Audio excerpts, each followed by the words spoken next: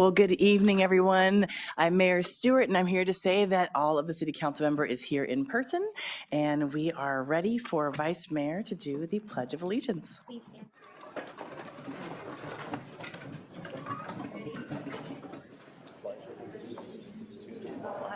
Of the United States of America, and to the republic for which it stands, one nation, under God, indivisible, with liberty and justice for all.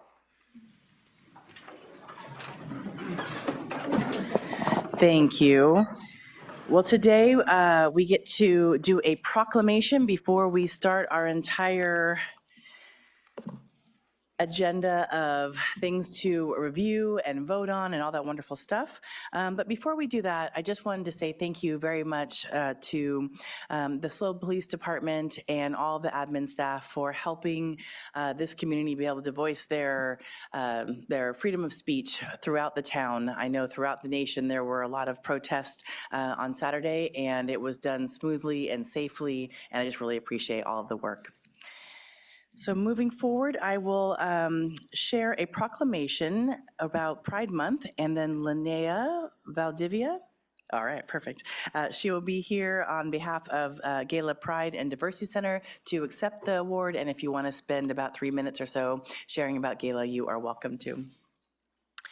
So first off, whereas this month and every month, the city of San Luis Obispo stands with lesbian, gay, bisexual, transgender, and queer LGBTQ+ community as they take pride in who they are and whom they love. Pride Month is a time to remember the gift that is our remarkable diversity, making all of us stronger as we continue to pursue equality, acceptance, and freedom for all. The LGBTQ+ community has fought tirelessly for their very right to exist and to be treated with the respect and equality that everyone deserves. Around the world, including here in the United States, members of the LGBTQ+ community face continuous hate-fueled discrimination and violence. We must confront this rising tide of oppression and intolerance to ensure that all are safe and welcomed into our community.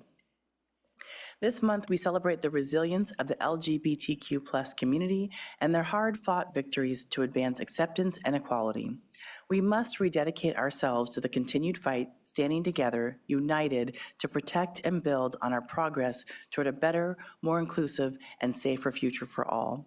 Now, therefore, I, Erica A. Stewart, Mayor of the City of San Luis Obispo, on behalf of the entire City Council, do hereby declare June 2025 as Pride Month in San Luis Obispo and urge all community members to respect and honor our diverse community and celebrate and build a culture of inclusiveness and acceptance.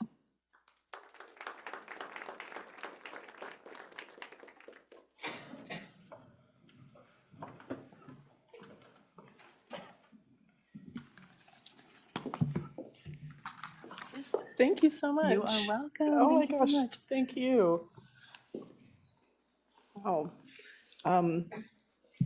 Thank you all so much. Good evening, Mayor Stewart, Vice Mayor Shoresman, Council members Boswell, Francis, and Marks. As Mayor Stewart said, my name is Linnea Valdivia, and I'm the program manager at the Gala Pride and Diversity Center, right down the street here on Palm Street. I wanted to say thank you for this proclamation, recognizing this month as Pride Month here in SLO. And as I'm sure you're aware, this is a time where LGBTQ rights are under attack across the country and even here in our county. And this kind of civic affirmation, this kind of proclamation really matters. It sends a clear message that LGBTQ folks belong here, that our lives have value, and that our joy is not a political controversy. It's an essential part of this community. And while some neighboring cities have chosen to roll back their support, refusing to fly the pride flag or declining to issue proclamations at all, you all have made a very different decision. You've decided to lean in and say very clearly that everyone belongs here in the city of San Luis Obispo. And I want to affirm that this is courageous and it's not lost on us at Gala. This kind of affirmation is more than symbolic. It has a really real impact on the lives of the people that live and work here in SLO.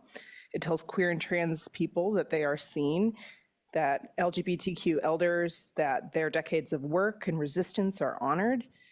And it reminds everyone that local government can play a role in creating the kind of community where we all have the opportunity to thrive.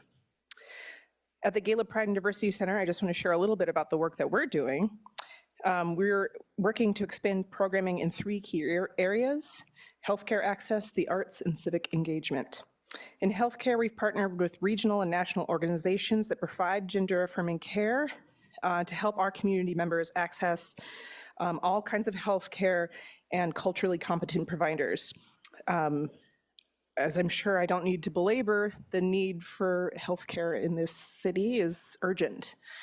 According to the newly released US Transgender Survey, nearly half of trans people have had at least one negative healthcare experience in the last year, and nearly 1 in 4 have avoided care entirely out of fear of being mistreated.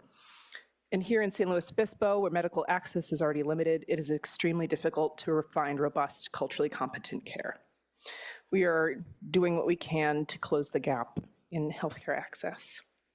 In the arts, we believe that in the healing and connective power of creative expression, and we were so proud this month to launch a partnership with the History Center of San Luis Obispo and the Queer Archive Project this Pride Month, and our exhibit broke attendance records and brought forward a very vibrant but often forgotten history of LGBTQ life here in SLO. It shows that art has not only the power to tell stories, but to change the way we see each other and be connected to one another. And then finally, in civic engagement, we are building power, encouraging our community to show up and participate in civic life here in SLO. We're expanding voter engagement, building coalition with local organizations, and training folks to advocate effectively locally and federally. So again, thank you for this proclamation, for your support, and for being willing to lead. In a time when so many people have chosen silence, you've chosen something better: courage, inclusion, and care. Happy Pride, and thank you. Thank you so much. Well, now is the time on our agenda for items that are not on the agenda that you have public comment on. Do we have any?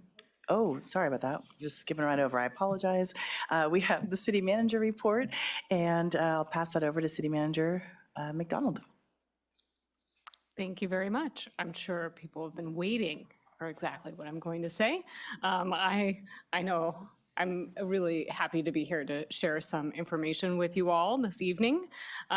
First up, we want to make sure everyone's aware that next week is our annual or biannual SLO cleanup week. So if you have any additional things that you need to dispose of, customers in the city can dispose of up to 6 extra bags of trash for free on your normal collection day.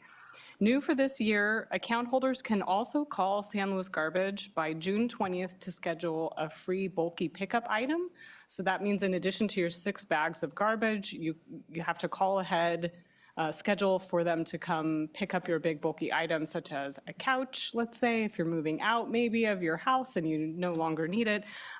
If you call ahead, they will pick it up. Want to make sure people do call ahead, because if you don't and you leave your couch out on your curb, that would be considered to be illegal dumping and you might be cited. So please give them a call and they will come pick that up. For multifamily complexes, they can put out up to 4 bulky items. And additional pickups are available for 50% off the regular rate. So if you have some more items you need to be picked up, it's a great opportunity to do that. This really helps keep our neighborhoods clean, in addition to providing really great customer service that I have to say, a number of these items were negotiated by our staff through our most recent round of contract negotiations with our waste hauler, who's a really wonderful partner with us. So I just want to say thanks to our team and also to the community and to San Luis Garbage for all the great service they provide to folks. If you have any questions, go to slocity.org/recycle. Of course, our staff are here as well to answer them. And if you see any illegal dumping, Ask SLO is an amazing way to report that. Next, Really excited to make sure everyone's aware that our slow trolley is coming back this summer, and it's not just for the summer. We will be increasing service beyond just the traditional farmers market night. So we're really excited. We'll be able to offer this not just Thursday, but Thursday, Friday, and Saturday nights, beginning July 3rd through September 27th. It will run from 12 p.m. to 8 p.m., so not just evening, during the afternoon as well. It goes on a continuous 30-minute loop from downtown to Upper Monterey Business District that ends at Apple Farm and then looping back downtown.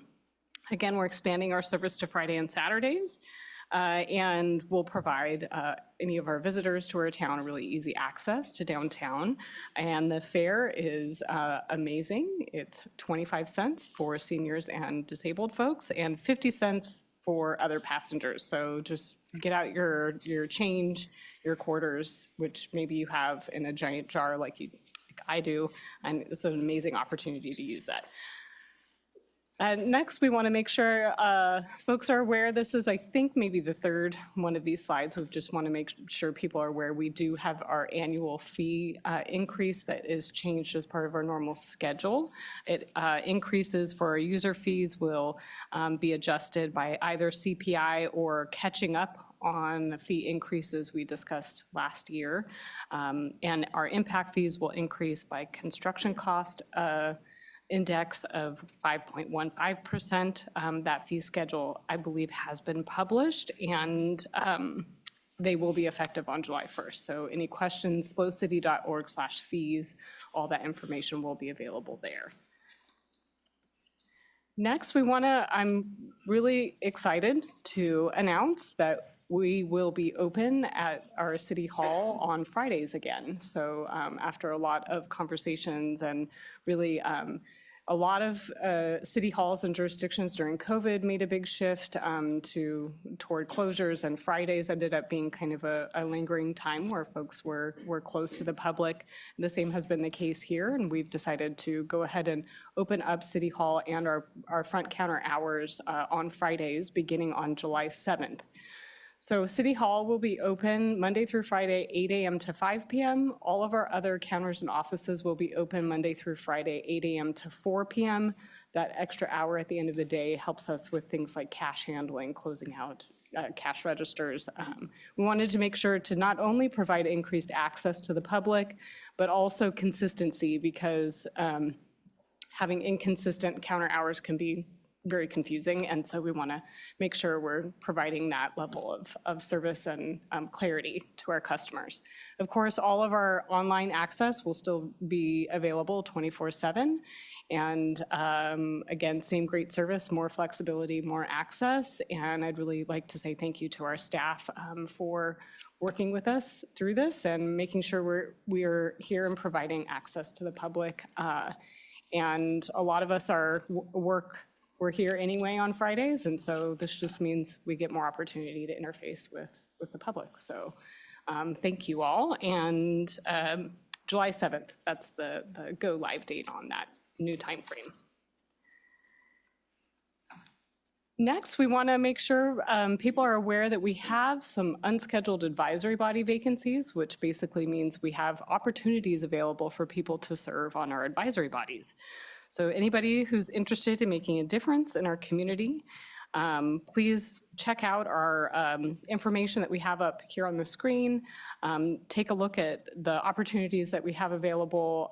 The advisory body vacancies are listed up there. Our area agency on aging, our administrative review board, our construction board of appeals, and our tree committee all have vacancies that we will be recruiting for. If you'd like more information, please go to slowcity.org/advisory-body/vacancies. You can email the city clerk, give us a call as well. We can talk you through the process. We have a couple of vacancies that we will be filling soon. And then this is a new round of additional vacancies that we will need to fill. So if anybody was, maybe you're new to town or you just are wondering how to get more engaged, these are really amazing opportunities. And I know we are all very grateful for the support and assistance that's provided to the city council and making a lot of recommendations and working through a lot of issues that the community needs some assistance on. So please check it out. Next, we are just running through our scheduled items on our next city council meeting. Hopefully folks will note, our July 1st meeting is going to be canceled. That would typically be our next regularly scheduled meeting. But because of the movement of some items, we realized we had the ability to cancel that meeting. It also happens to be the week of 4th of July, and so it kind of lines up nicely to help make sure people are available. And so we have a somewhat full agenda on the 15th. So for that meeting, we'll have our minutes from tonight's meeting, some utility easements with PG&E, advisory body appointments for other bodies that will be filled, our agreement with Downtown SLO, an agreement with the school district for school resource officer funding, our community promotion program,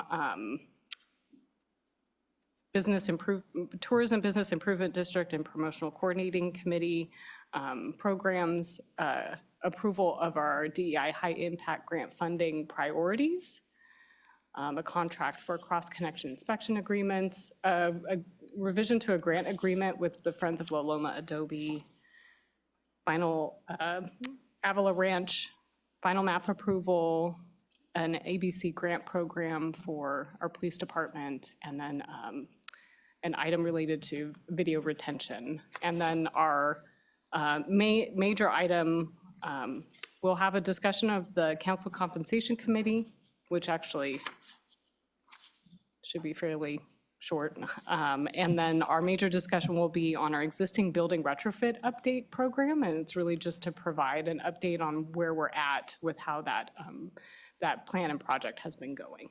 So those are highlights of that's the full agenda for July 15th. And with that, I'm here to answer any questions. Thank you. That's a full meeting on the 15th, and I'm excited that people will get to spend a little more time with their families on the 1st. Vice Mayor.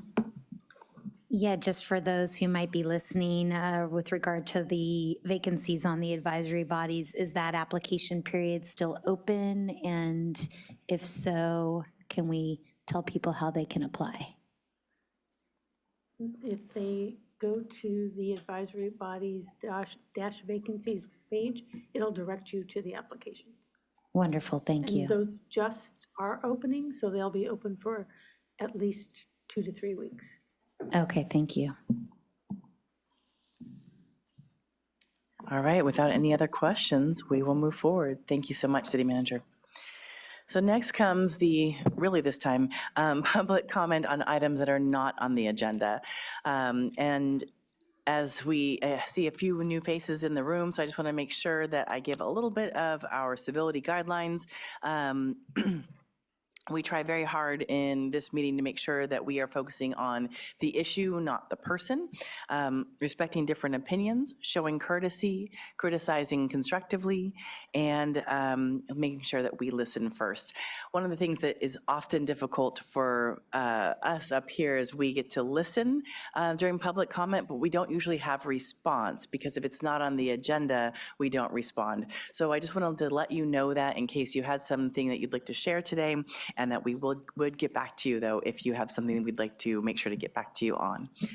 With that, Teresa, City Clerk, do we have any public comment? No, we do not. All right, with all of that, we'll move forward to the consent agenda. Do any of my colleagues have anything you would like to pull?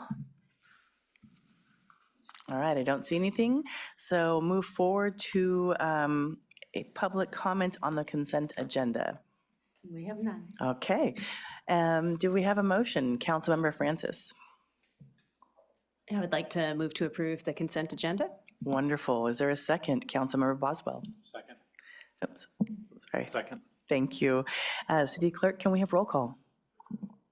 Councilmember Francis, Yes. Councilmember Boswell, Yes. Councilmember Marks,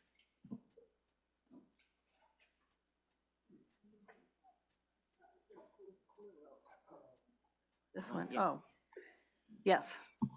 Vice Mayor Shoresman, Yes. Mayor Stewart.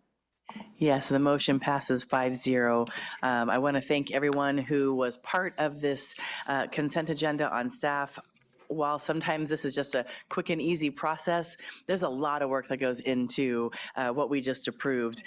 Grant funding and ability to apply for other grants, our bargaining units, and of course the hot topic, no pun intended, the second reading and adoption of our CAL FIRE local responsibility area fire hazard severity zone maps as required by the government code. Just thought I'd highlight a few of those things because we do get emails on those, and I want to make sure that you know that that's what's happening right now. So without further ado, we are going to talk about water rates. And to do that, we have Director Aaron Floyd and Utilities Business Manager Julie Ridgway, at least for a few more days.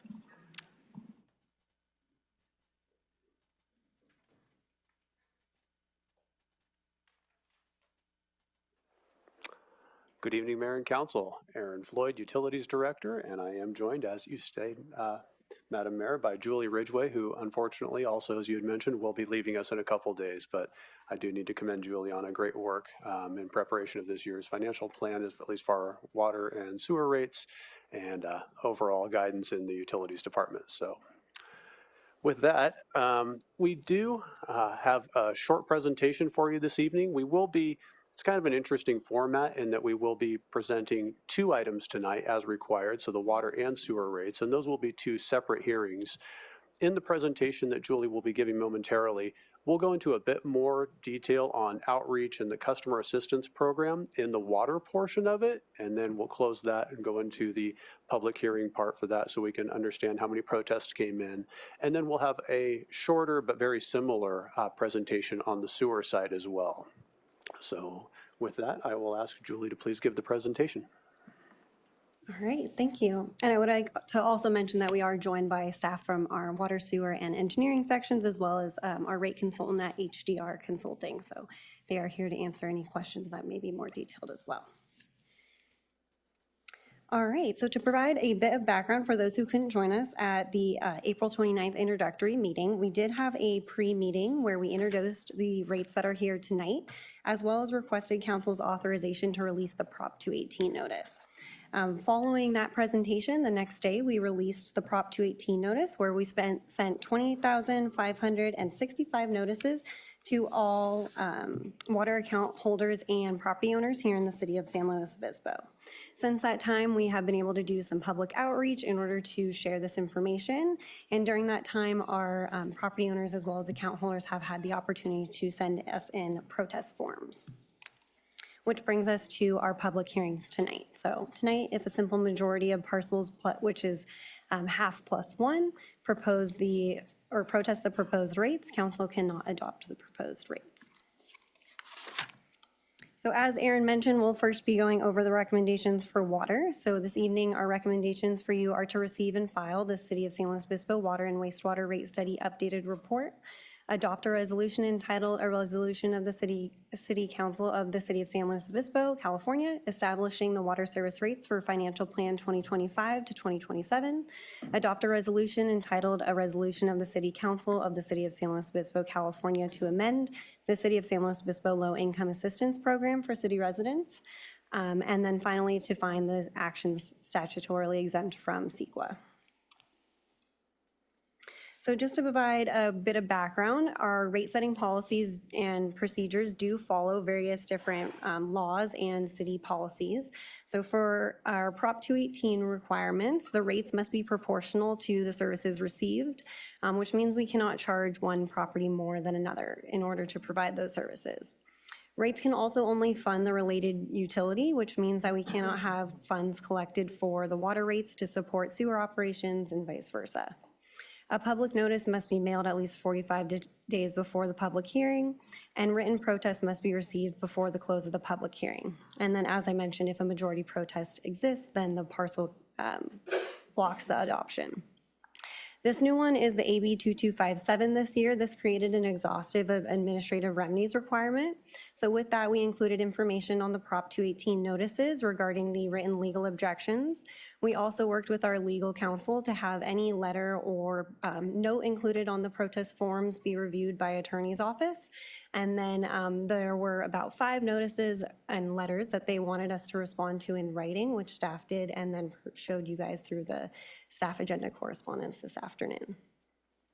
And then lastly, we do have some internal policies here in the city which require that our fees must fully cover all of our related utility operations, capital, and debt, and that we have to retain certain reserve policies for capital as well, for operating as well as for rate stabilization reserves. So this is just an example for those who had it in the mail. This is what the Prop 218 notices looked like. So again, as mentioned, every parcel owner or account holder here in the city would have received this notice. Additional forms were also made available in the clerk's office, and a copy was translated into Spanish, which we provided online and included a note about here in the Prop 218 notice for folks to be directed to.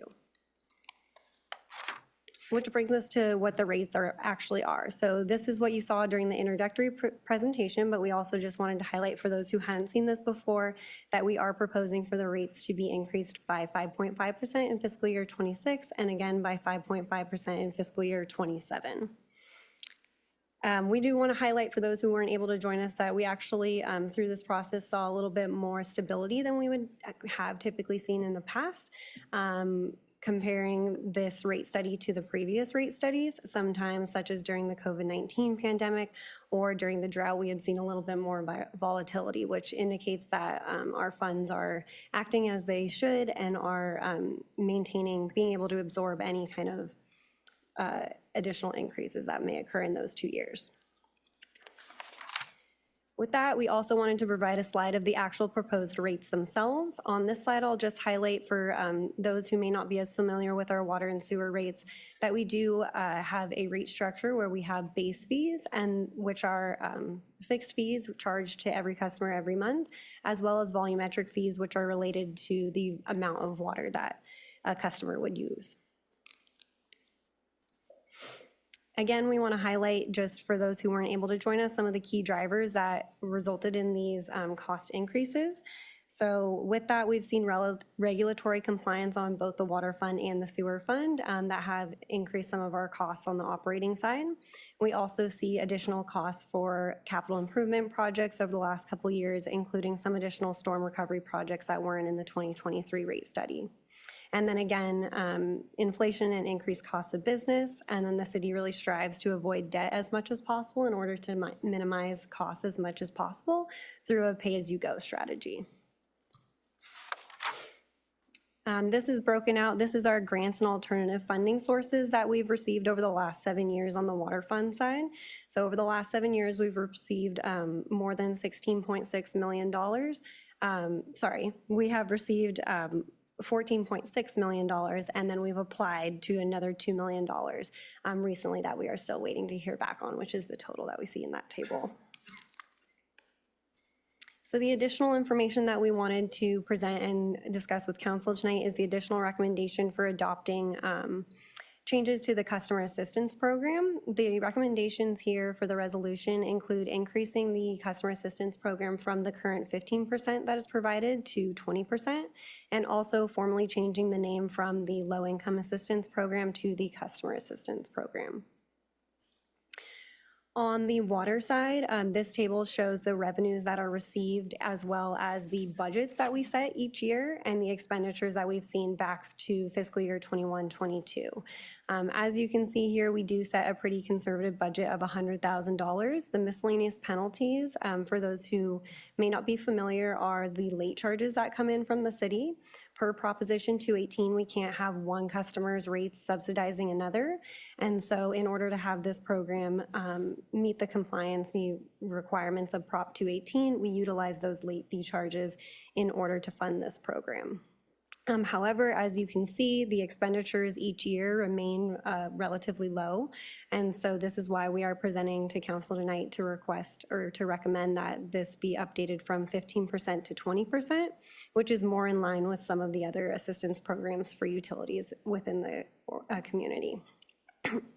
That said, we would also like to note that we have seen a pretty large spike in the number of customers enrolled recently. You can see in our table, we've hovered around 239 to 269 over the last couple years, but just recently, our numbers have jumped up to 411 active accounts on our low-income rates, which is very exciting and is really related to that the the solid waste and recycling customer assistance program was recently rolled out. And so we had cross-advertised our program with their program and are assisting them with being able to get that word out to the community. And so on the water and sewer side, we've seen an increase there. I would like to note that the expenditures that we see here are primarily, when the customer assistance program didn't have 411 enrollees. And so we would just like to share that should the 5% have been kind of applicable through this last year and we had that for full 411 enrollees, we predicted that the expenditures for this fiscal year would have been closer to about $49,500, which is still well within our budget. But we did want to highlight that. On the sewer fund side, we are presenting this information within this item since this recommendation is only included with 6A. So on the sewer side, we really see a similar story. Again, the number of enrollees are the same for our sewer fund rates. However, the expenditures are typically a little bit smaller on the sewer side because sewer bills tend to be slightly less than those on the water side. So since the release of the Prop 218 notice, we have done pretty extensive public outreach. We've updated our rates webpage, including FAQ sections and customers' ability to use a calculator online in order to calculate the proposed rates for their specific water bills. We also, again, translated the version of the Prop 218 notice to Spanish. We included multiple social media posts and email blast updates in both English and Spanish again. We printed legal ads in New Times as a requirement from Prop 218, both 10 days and 45 days before today's public hearing. And we shared flyers with local community groups, including the Cuesta Basic Needs Group, Cal Poly's Off-Campus Housing, the Central Coast Commission for Senior Citizens, and the Latino Outreach Council. In addition to that, we were also asked to go on the radio, so we got to share information on both K-News and KVEC through different radio interviews. We also shared a presentation to the Chamber of Commerce's Legislative Action Committee. We also had staff attend the Cal Poly ASI Community Engagement Day on May 6th. Our staff were also at the Public Works and Utilities Week event held in downtown SLO on Farmers Market on May 22nd. And then we hosted a public information session on June 4th. And of course, we responded directly to questions by phone, email, and in person as they came in. So with that, we did want to just share kind of a brief overview before our city clerk does the official roll call after this. This was our count as of 3:00 p.m. today. We had received a total of 430 protests for the water side of things, and we had 30 that were determined to be not valid. Oftentimes, this was if a community member forgot to check the box, but there were a couple, of course, that were no longer like an active account holder or weren't the true property owner. The protests that were determined to be duplicates, we had 31 of those, and what this is that some community members may have received 2 notices if they were both the account holder and the property owner, and so some of them chose to submit 2, which is totally valid, but we will only count on a per parcel basis, and so we had 31 duplicates, which left us with a total of 369 total valid water protests as of 3:00 p.m. today. So with that, we would like to open it up to council, and then we'll proceed with moving to the water rate hearing itself. Thank you. Thank you for the thorough update in a very quick fashion. That's awesome. There was, I think, a few letters that you mentioned, and I noticed there were some incorrect rates that were listed from community members. So I really appreciate the letter that you sent back to give people the correct information, because I think the education is really key. With the low-income customer assistance program, can you remind me, I remember CARE from the gas company is 20%, and is PG&E also 20%? Yeah, so the CARE program is for PG&E itself. They Oh, actually okay. also have two programs we found out about recently. So they have one called CARE and then another one called the FERA, which is the Family Electric Rate Assistance Program. They recently had a change to that where they had to now allow family households of 1 to 2 populations are now also eligible for that FERA. But their customer assistance care program is 20% and their FERA program is 18%. So it's Okay, I was actually splitting slightly those up. lower. Thank Yeah, you. they have two. Perfect. Thank you so Yeah, much. thank you. Any questions from my colleagues? Okay, what a thorough job. Let's move on to public comment. Okay, we have two public speakers. First one is Steve Barish and then Rachel Whalen. Thank you.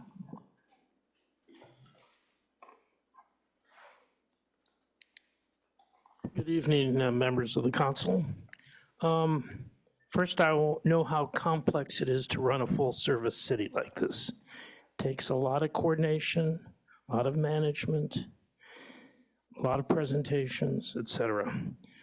I suspect the decision to increase the water and sewer rates has generally already been made, now that you know how many people protested it.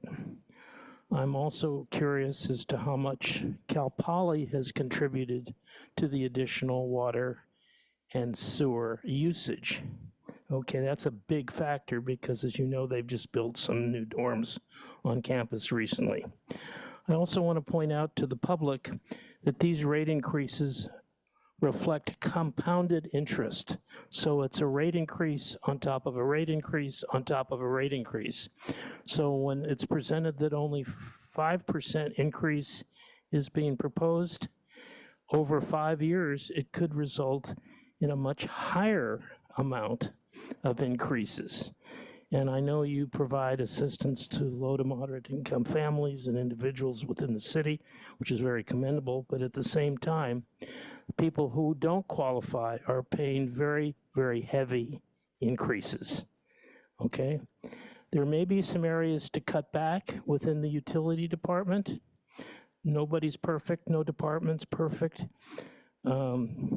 If I were a little more advanced, I'd say you could use AI and look into what areas could be cut in terms of the fat.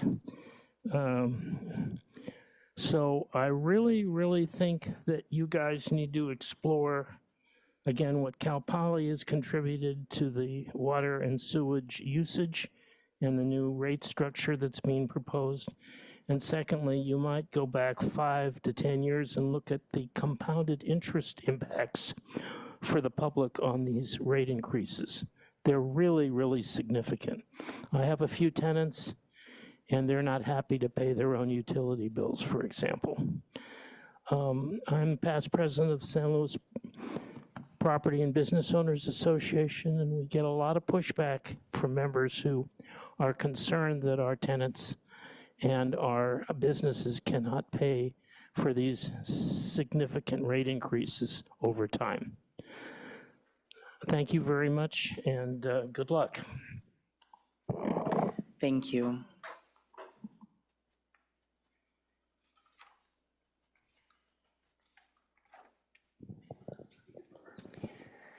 Good evening, Madam Mayor and council members. I'm Rachel Whalen, the Governmental Affairs Coordinator at the SLO Chamber of Commerce. Thank you for the opportunity to provide feedback on the city's water and wastewater rate changes for the upcoming fiscal years. We want to start by thanking Aaron and Julie for their work on this proposal. We appreciate the city's thoughtful efforts to ensure the long-term sustainability and reliability of our utility infrastructure for our residents and business community. Our board would like to offer the Chamber's support of the water and wastewater rate changes that were proposed today. These rate changes reflect the need to responsibly manage increasing operational costs, environmental compliance, and necessary system upgrades. As the city continues to refine its approach, we encourage you to consider the following strategic recommendations. First, prioritize the use of recycled water to replenish our aquifers rather than discharging excess water into creeks or the ocean. This helps retain local control of a valuable resource and avoids long-term ecological obligations tied to stream flow maintenance. Secondly, continue building out purple pipe infrastructure whenever water lines are maintained or replaced. A citywide recycled water distribution system will be an invaluable asset for drought resilience and efficient reuse. Third, enhance tiered water rate structures to more effectively incentivize conservation. When only a few broad tiers exist, users who are over the threshold for their lower rate see no practical path to reducing their usage. The next tier down can feel too far out of reach for them to care. By introducing more incremental steps, the city can create achievable goals that encourage households and businesses to reduce usage bit by bit. When customers know their next conservation effort could make a difference in their monthly bill, they are more likely to take action. We also encourage the city to explore additional opportunities for water supply revenue generation through distributing excess water in the city's water portfolio to neighboring communities like Etna or others who may be interested. Lastly, invest in stronger public education efforts to ensure residents and businesses understand how rate structures work, where their water comes from, and what they can do to contribute to long-term sustainability. Our Legislative Action Committee was blown away by the presentation Julie and Aaron gave and felt that the community could also benefit greatly from learning more about how our water system functions. Thank you for your continued leadership in shaping a water and wastewater system that meets today's needs while also preparing for tomorrow's challenges. Thank you. Thank you so much. I think one thing that the community member mentioned that I would love to have you repeat out loud within our meeting today is the Cal Poly Wharf plans and the water usage, because that is something that I hear on a common basis, and while we hear it here, it would be probably useful. Thank you. Yes, thank you, Mayor, for the opportunity. So it is important to remember that Cal Poly actually does have their own water supply. So Cal Poly is a partner with the city in Whale Rock along with California Men's Colony, but water actually flowing to the university does just come from the Cal Poly portion of Whale Rock Reservoir. So for a pure water portfolio or a water supply standpoint, that is not coming off of the city's reserves right there. In addition, Cal Poly pays for the treatment and then the distribution of that water through the city's water treatment plant. So by contract, as an agreement that council has adopted, we do treat the water for Cal Poly, but again, it doesn't come out of our reserves, and they pay for their proportional share of water and wastewater services.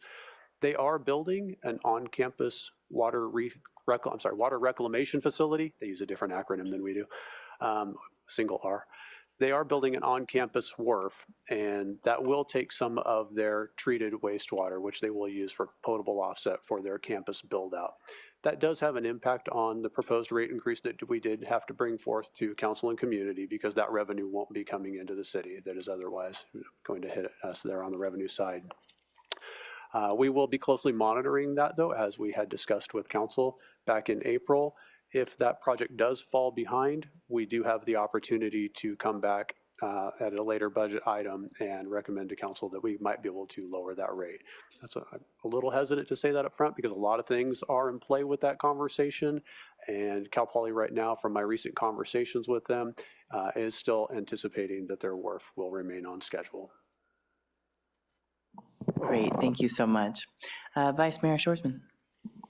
Thank you. Yes, just a couple follow-up questions from the public comment. You covered the Cal Poly one. I wanted to ask about that. And also just wondered if you could, in regard to the impact of these increases on people over time, can you give us an estimate of, I'm sorry if you don't have the math handy to catch you off guard with this, but can you give us an estimate of what the average ratepayer would pay, for example, with the first increase of 5.5% and then the following increase after that?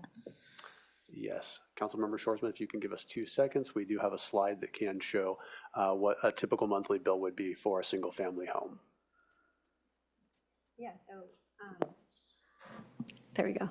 Yeah, so should the rates be approved, the first, our typical single-family home here in the city has a 3/4-inch meter, and then our average water use is about 5 units of water, which is 3,740 gallons.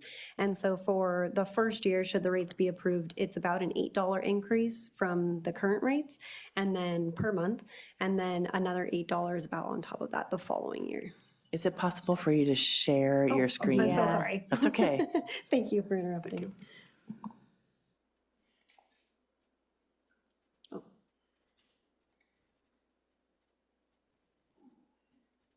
Let me reshare. She's getting there. We'll bring it. We got it.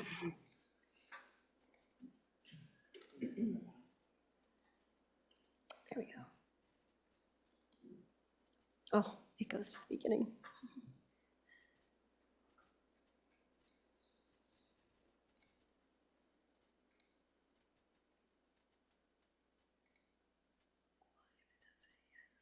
Bottom is like a little There. screen. On the bottom right is a little screen next to the Zoom. Yeah, it's on it. Sorry, Teresa. Unofficial IT.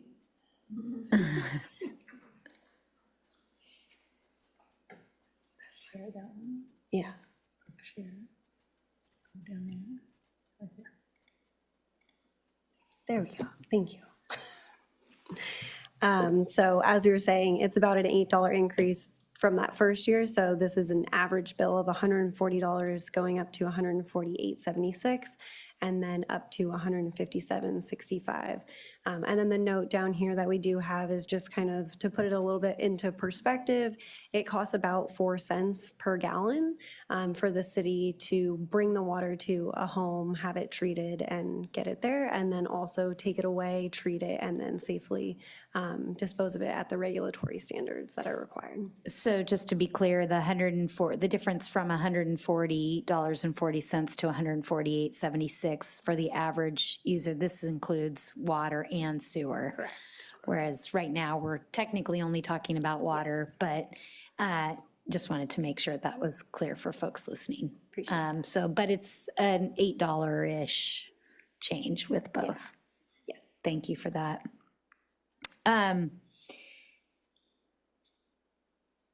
One of the things that I've gotten asked, not necessarily today, but in other contexts, is if we weren't to pass this, what would the impact of that be? So that would be my next question. Yeah, if we weren't to pass, or if council opted to not pass this evening, if we assumed that it was a complete zero increase right there, we would have to go back and definitely re-examine the budget moving forward. It would also have some implications on the second, or I guess third item tonight of the public hearing, which is the overall financial plan right there. Most likely it would look like deferring or altogether, I guess actually just denying the proposal for some of the much needed water infrastructure projects that we are planning for the community. Some of those would include things like there's a large trunk line, as we call it, that serves about half of the community in water. That's an aging pipe right there. So there would be some risk to infrastructure, some pretty critical infrastructure, if we were to receive direction from council that the rates were not to your liking this evening. That would be our probably first shot at it, would be looking at CIP, and then ultimately taking longer term viewpoints of what we could do with the remaining projects and have to come back to council with an amended financial plan on that part. Thank you. And as we've talked about before, we are an old city and we have lots of old infrastructure, and some of it breaks sometimes if we don't maintain it, so. Yeah, and I'm trying to very casually talk about the significance of that 30-inch pipeline that runs through the middle of the town that roughly supports 50% of the community, and what that would look like if that breaks. So that pipeline, all infrastructure has an age that it can, effectively live to. We usually think it's about 80 years or so. Some of these are starting to get to that point, so we really want to have some proactive maintenance and replacement of such critical infrastructure. Thank you. Then last but not least, I know that we've talked about in This morning, actually, even at agenda review, we talked about tiered rate structures and using that as sort of an incentive to kind of reduce usage. And I know you have a good explanation about how that works and why that isn't a possibility. And then also wonder if you could talk about some of the other incentives that we do have to help get people to use less water. Yeah, thank you. I'll take the first part of that, if that's okay with council, and talk a little bit about the tier rate structure, and then I'll let Julie and her expertise as water resources in a past life also talk about some of the conservation efforts we do. So right now, we currently do have 3 tiers right there, and it is by California Constitution, Proposition 218, we do need to actually charge that true rate of service. So even though there are many in the water conservation community, and at one time even the governor had hoped that we could do something like that to incentivize greater conservation, we really need to tie those rates actually to the cost of service. So we typically, most municipalities have, if they have tiered rates, it's about 3 is about the average number that you would see in that. For us, our tiered rates are based on, it's that core function of cooking, cleaning, pretty much human health and services kind of minimum right there is tier 1 right there is really what it's intended to do. That 50 gallons per day is kind of an industry standard. From there, we move into that next tier that really is intended to capture that larger use of irrigation. Seasonality, those folks that irrigate a little more heavily, those pipes aren't allowed to grow. We still have to maintain that core water service in those tanks, the fire flow capacity. So we start to get into that need to buffer and build pipelines bigger, tanks bigger. So that's when we get into the second tier. By the time we get into the third tier, we really see those large users, typically bigger properties, heavy irrigators that are really driving that need to really have larger pumps and everything else. So we do have to really assign that actual water use on it. We will be, council did direct staff to come back in this next financial plan with a rate structure study. So we will be, again, at that time, evaluating the appropriateness of the 3-tier system. It has worked for us right now, but we will be evaluating whether that still makes sense. Really just, are the tiers set at the right amounts right now? Should it still be up to 5 or 8 units? And we'll look at overall historical usage within the city, and then we really evaluate that back to understand against the infrastructure, are those tiers set at the proper and legally defensible levels? Thank you so much for that clarification, and thank you for the great report. Thank you. Councilmember Marks. Thank you. Yeah, I appreciate all this work, and I'm going to support the motion tonight. But I just want to bring up again my concern about mobile home parks in terms of the fact that a lot of people who live in mobile home parks are actually low-income people. However, if the units are not individually metered, the entire park is charged for all of the water and sewer usage. And there's no way so far that I've heard anyone come up with, and I'd love to know if there is a way, to allow the low-income people in mobile home parks to benefit from this 20%, which is great, the increased assistance to 20%, but is there any way that that assistance can be extended to mobile home parks? Yeah, thanks for that question, Councilmember Marks. And we definitely heard council loud and clear on that when we were in front of council in late April. Unfortunately, we didn't have the time at that point to create a full plan that we were ready to put together. We are going to be, in the coming year, evaluating what that looks like. We are going to also understand our budget from Julie's presentation. We still believe we do have some capacity in that to fund that program. We need to ensure that we do stay within inside that. If not, we would fall into other funding sources, and that could be problematic. But we do believe that we still have capacity. So that is something that we will be working on, and we will bring back probably with our next business manager, sorry, Julie, as well as our assistant city manager, Scott Collins, who mentioned that he had some histories and strategies that we might want to try on this. So Good. And then the other thing that I want to say is that I was glad that the chamber representative brought up the possibility of augmenting groundwater. And there has been for a long time a plan to create an injection well field so that recycled water could be, so you'd basically be creating an artificial aquifer to store water underground. I'm curious if there's been any progress on that idea. Actually, there has. We're actually pretty excited about that. So you'll see, and we've had a couple of these that will be, or I guess a couple that will be coming forward. So the first step in this process, and this is identified in, it's about a 2014 recycled water plan that council adopted on this. Yeah. The first step on this, however, though, is getting our wharf to a point. So the recycled water right now is not by law something that we can just inject into the groundwater. So it does need to go through a last advanced treatment right there that we have not yet constructed on this. So as we move forward on this, the wharf will get us about 80% of the way there in the way of water quality. The second part, though, is in the San Luis Basin, we really, because we have not yet tapped into our groundwater or have not done so in recent decades, we really have full capacity groundwater basins. So in other items that we have seen come to council, we are working on expansion of the new groundwater program. So that'll be the first part of it. So we really will start utilizing that groundwater program, opening it up a little bit, drawing it down a little, not so much though that we actually have any interactions on the environment that could be harmful by the Sustainable Groundwater Management Act. But then we will, in the future, have the opportunity to start looking at ways to have advanced treatment to actually refill that basin. So it would be called, in nerdy terms, the indirect potable reuse system is really what we're looking on that. It's those intervening years between now and when we believe that we can have that project online that we are also contemplating those opportunities for short-term usage of that highly treated wastewater. Thank you. That's all I have. Thank you. Also, can you remind people when you study their water?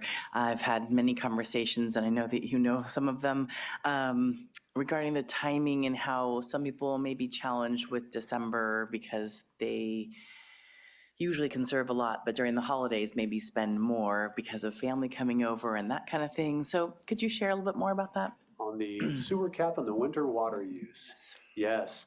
So there really is not a great way to meter wastewater coming out of a house. So what we do as an industry, pretty much, but definitely in the city of San Luis Obispo, is we take meter readings, those from December, January, and February. We call those the winter water use. Our hope is that folks during that time of year are not irrigating anything, so that all of the water that is being consumed in the house theoretically should be getting discharged into the sanitary sewer system.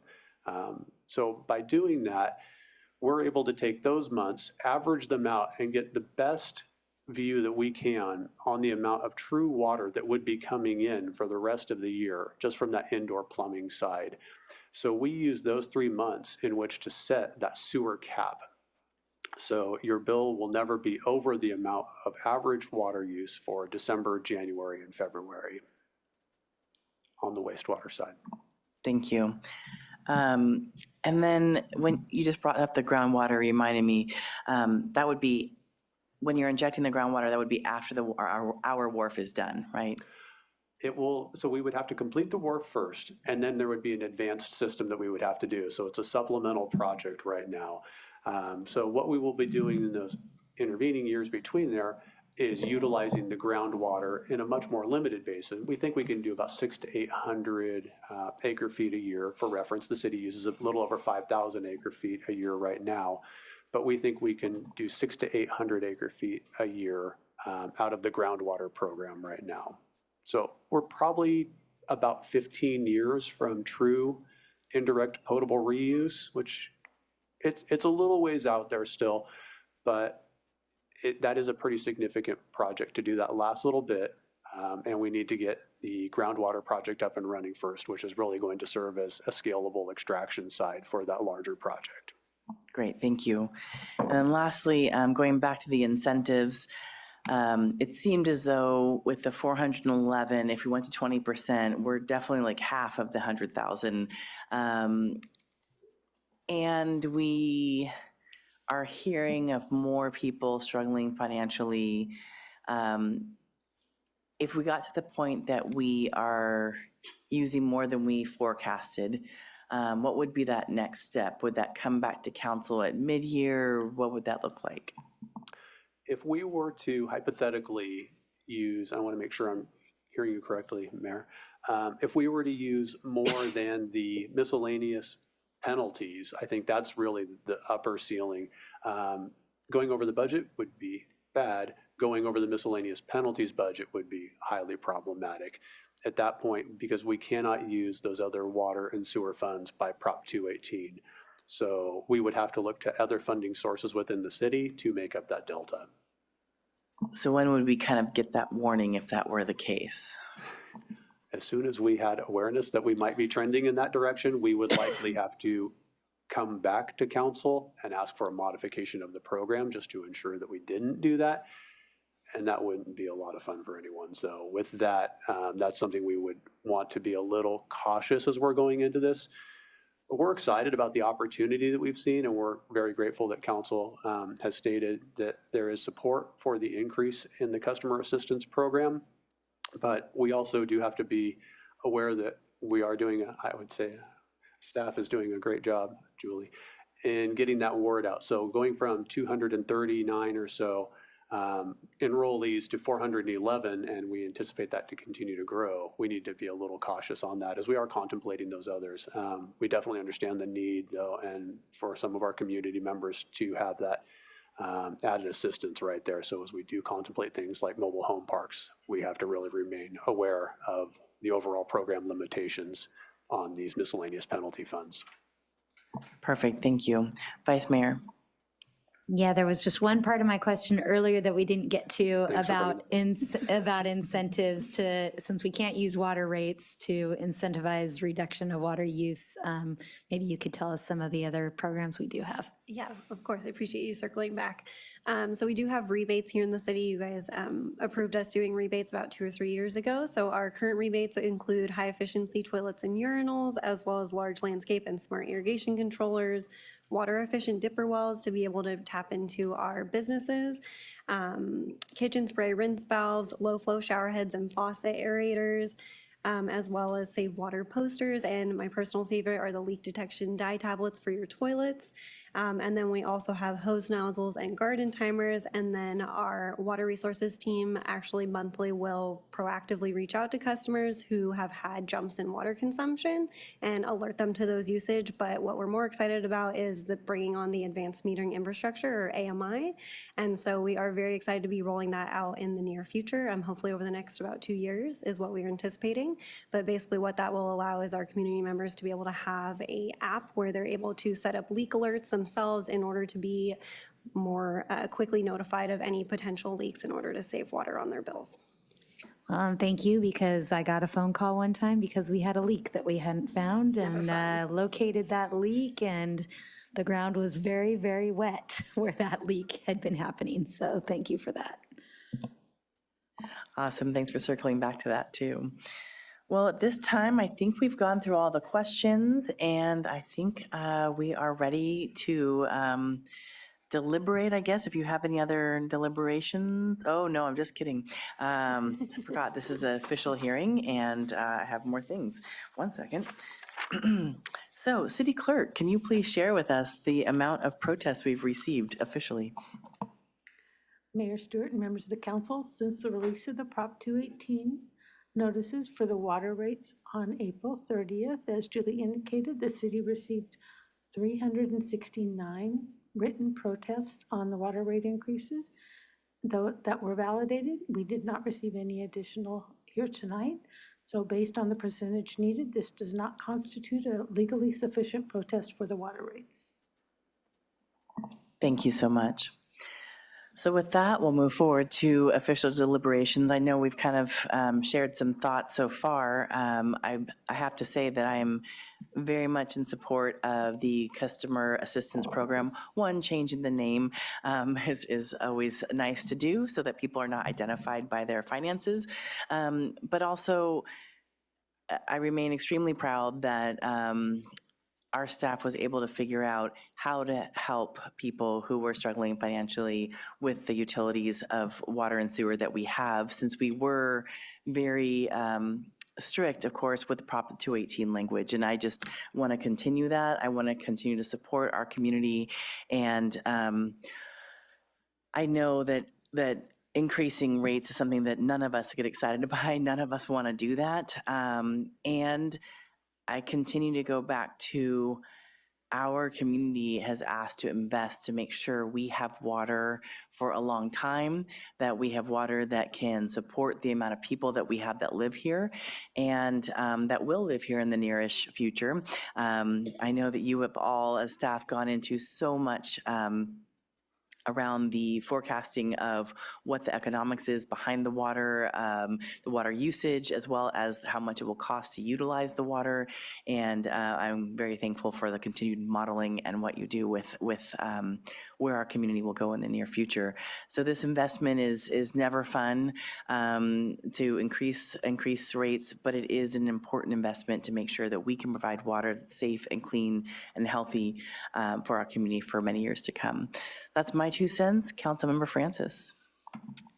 Yeah, thank you so much for all the work and these presentations. I think one of the unexpected joys of my last 2 years on council have been getting this peek under the hood of our water and sewer program and really understanding the complex work that you all are doing day in and day out to maintain our sustainability and quality and really innovate with what we're doing on water and sewer. So thank you for that. Certainly don't take increases lightly, but I really hope that this increase ensures that we can maintain our aging infrastructure and avoid any major catastrophes and really be forward thinking in what we're doing here. So thank you. Thank you, Vice Mayor. Yeah, I'll just echo, thank you for the great report and all the really helpful information. And I think this is an opportunity, like they often are, to educate the community on some of the different things that we offer, customer assistance program, incentives for reducing water use. And I think one of the truly surprising things that I first learned on council is that we actually, in terms of conservation, we're using about the same amount of water, I believe it is, as we were as a community in the 80s. So far less. So far less, he says, which speaks to the conservation efforts in the community and the technology and just all of that together makes it so that we're actually able to consume a lot less than we have in the past. So that's really useful to know. I'll be supporting this, as I echo my colleagues, that there's definitely no joy in raising water rates or raising any kind of rates, but I also do appreciate that the forecast is consistent, I guess you would say. You know, we aren't seeing like some of the other communities who have foregone rate increases when possibly they should have been increasing on a little more regular basis to cover their costs. And so then they have these much larger or much more swinging rate increases, 10 and whatever percent. And we seem to be looking at, roughly 5%, and that's the forecast going forward. So hopefully that holds and it'll provide some stability and consistency for people, and they'll have a little better idea of what they're looking at in their future bills. So thank you. Thank you, Councilmember Boswell. Yeah, thank you. Just wanted to, great comments from my fellow council members. Thanks staff for your hard work on this. I'm really looking forward to the advanced metering continued to be rolled out. I participated in the Flume program a number of years ago. I guess it was a pilot. I don't know how to describe it, but it was super helpful as a water user to get a much better understanding of how and when I was using water. And I do think it led to ability to have increased conservation and ultimately lower my water bill by doing that. So this is going to be a very powerful tool for our residents. So I'm excited about the continued rollout of that program. I'll be supporting the proposed rate increase, and yeah, I won't make a motion now. So we've got one more speaker. Councilmember Marks. Oh, thank you. Yeah, I want to, I agree with everything that my colleagues have said. I just also want to compliment staff on the extensive outreach program, and also the city manager's idea to give us a forecast before tonight, so that I think the public really, at least the people paying attention, really understand. And we had a significant number of protests, but not anywhere near enough to actually prevent us from going forward and continuing to maintain our water system. So I think that really paid off. I want to compliment staff. I would like to either bring the motion or second it when the moment is right. Sounds good. Looks like we have one more comment from Vice Mayor. Oh, I was just getting ready to second it because that's where I thought you were going. Well, I believe that Councilmember Boswell was going to, oh, no, okay, just kidding. Councilmember Marks. All right. Okay, I'll get to do the honors. So I would like to move the staff recommendation to adopt a resolution updating the 2025-26 and 26-27 water rates, which includes receiving and filing the City of San Luis Obispo water and wastewater rate study as printed in our agenda, adopting a resolution entitled, "A Resolution of the City Council of the City of San Luis Obispo establishing water service rates for the financial plan 2025-27, and adopting a resolution entitled, Resolution of the City Council of the City of San Luis Obispo to amend the City of San Luis Obispo Low Income Assistance Program for city residents," and we should add and rename it. So, and also to find the action as statutorily exempt from CEQA under the Public Resource Code and state CEQA guidelines. Thank you very much. Vice Mayor Schwarzman, would you like to second? I will second it. Wonderful. Well, with that, we will pass it over to City Clerk for roll call. Councilmember Marks? Yes. Vice Mayor Schwarzman? Yes. Councilmember Francis? Yes. Councilmember Boswell? Yes. Mayor Stewart? Yes, and the motion passes 5-0. Thank you for the conversation of my colleagues, and thank you for the report. And we'll just come right back to you for the sewer rate conversation and the public hearing. Yeah, thank you. And again, apologies, it's a little awkward. I know we're going to have a abbreviated version of what we just went through right there, but thank you for that. While Julie's bringing it up, I would like to provide a little bit of context onto the amount of protest votes received this time, because I think there is a nice positive story to that. We received about a third of what we received 2 years ago during the same process at this point. So marked reduction in the overall amount. Last time we were closer to 1,000, so to be in the mid 300s this time it's a nice, I'm going to take it as a nice vote of confidence from the community as well. All right, thank you, Aaron. So with that, we move on to item 6B. So our recommendations here are very similar to what we saw on the water side, minus the low-income assistance recommendation, because we didn't want to potentially have confusion regarding when that motion was brought forward. So our recommendations for item 6B include receive and filing the City of San Luis Obispo Water and Wastewater Rate Study Updated Report, adopt a resolution entitled, "A Resolution of the City Council of the City of San Luis Obispo, California, establishing the sewer service rates for financial plan 2025 to 2027, and finding the action statutorily exempt from CEQA." So with that, we again wanted to share just the proposed rates themselves, and we'll dive into a little bit of the key drivers, which are very similar to the water side. But for our sewer side, the proposed rate increases for fiscal year 2026, which would go into effect on July 1st of 2025, is 6.5%. And then again, we see a 6.5% for fiscal year 2027.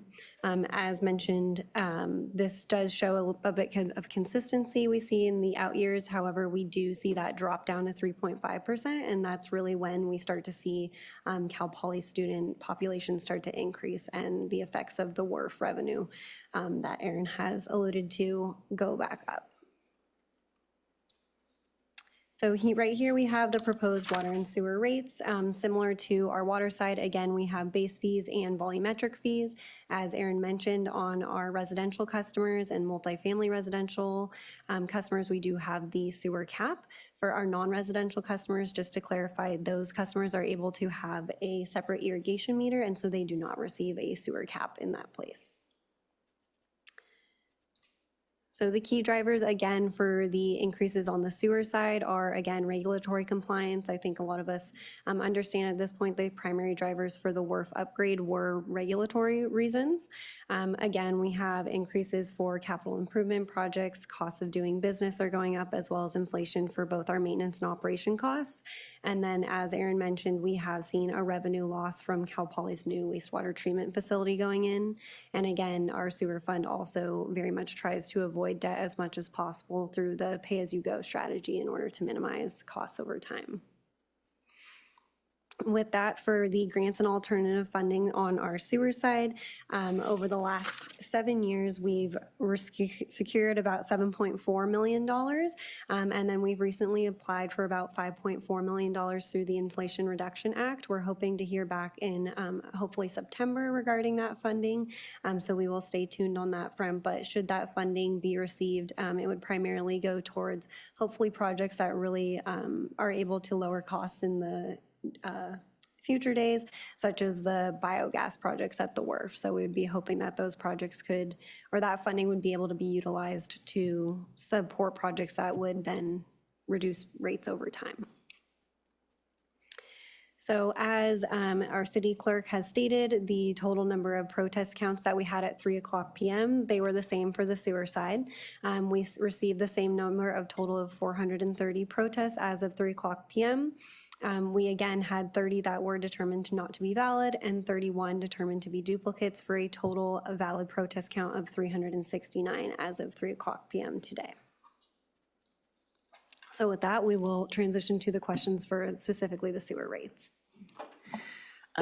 One question I forgot to ask earlier, which still applies now, is so grant funding, we've been able to find some additional funding. If we were to get that funding or other funding, would that get to the point where we could decrease the rates in the future? That's always a possibility. It really is. I think, should we receive the $5+ million from the Inflation Reduction Act, that is something, we would have to contemplate what that looks like. We have not baked that into the current rate analysis. That's just a little too risky for our test. But that is a possibility always, because if we can utilize some of those funds, especially as we continue to seek additional grant opportunities there to put towards infrastructure that we already have programmed with rate monies, then that does free up some of that expenditure opportunity. Great, thank you. Just knowing that CIP is a lot of our cost. We obviously went through the recent water break. We see there's reasons we need to repair our infrastructure. And at the same time, if we are able to get grants for that, maybe that could help offset that. So, all right, any questions from my colleagues, Vice Mayor?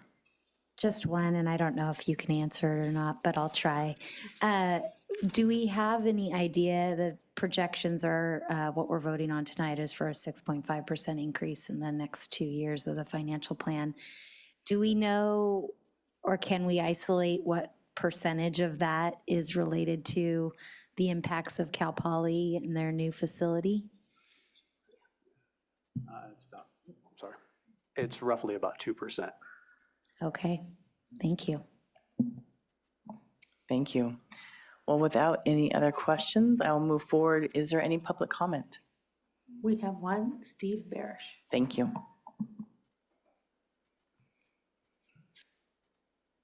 Mr. Barish, did you want to speak on this item also? Mr. Barish? Sorry, what? Did you want to speak on this item also? You had it on your speaker card. I think we've dealt with all the refuge. Thank you. All right, so moving forward, any other questions or comments from my colleagues? Councilmember Marks. Yeah, I just want to say that it's too bad we weren't able to get our recycled water up to Cal Poly. But there is a plus if they're recycling their water and then applying it to agricultural fields. So they wouldn't be using potable water from Whale Rock. So I'm curious what impact, excuse me, this will have in terms of the water supply in Whale Rock, if you know. Yeah, so the intent of Cal Poly utilizing their on-campus wharf water is just for that. So they don't have to take that valuable Whale Rock water that could easily be converted into potable water and put it on their crops, which is what they're currently doing with that water. So it does allow Cal Poly to have more water resources. However, inside Whale Rock Reservoir, for the greater part, we do a pretty fine pencil analysis on how much water each of the three purveyors has in there. So the city has 55%, roughly 55% of the water that flows in, Cal Poly 33%, and California Men's Colony 11%. So we really do keep a separate accounting on there. So it won't have too many impacts. I mean, there could be some subtle secondary impacts of how the water flows around, but those are pretty in the weeds. But for the most part, it really won't have an impact on the city's water supply. Right, except it's 55% of whatever water is in there, and there'll be more water in there, It's right? close. It's 55% of the water that flows in. Yeah, that's really the big distinction. Not the water that's in there. Not the water that's in there. And thanks for clarifying that, because I think that's a really important point for the community to be aware of is, we could keep all of our water and the university could expend all of theirs and we still keep all of our water. The only time we reset it is on the last couple of years, which we were very fortunate to have a situation where Whale Rock overflowed. At that point, it resets to 0 for everyone, or 100% if you will. But once everyone has their individual columns within the lake is how you could visualize that. One entity could draw it down and the other could store theirs. And we typically do that. We try to store most of our water in Whale Rock. It's a good place to keep a nice reserve. This probably isn't the place then. So as we see that CMC is also going to be reducing, I didn't think about asking that question earlier. The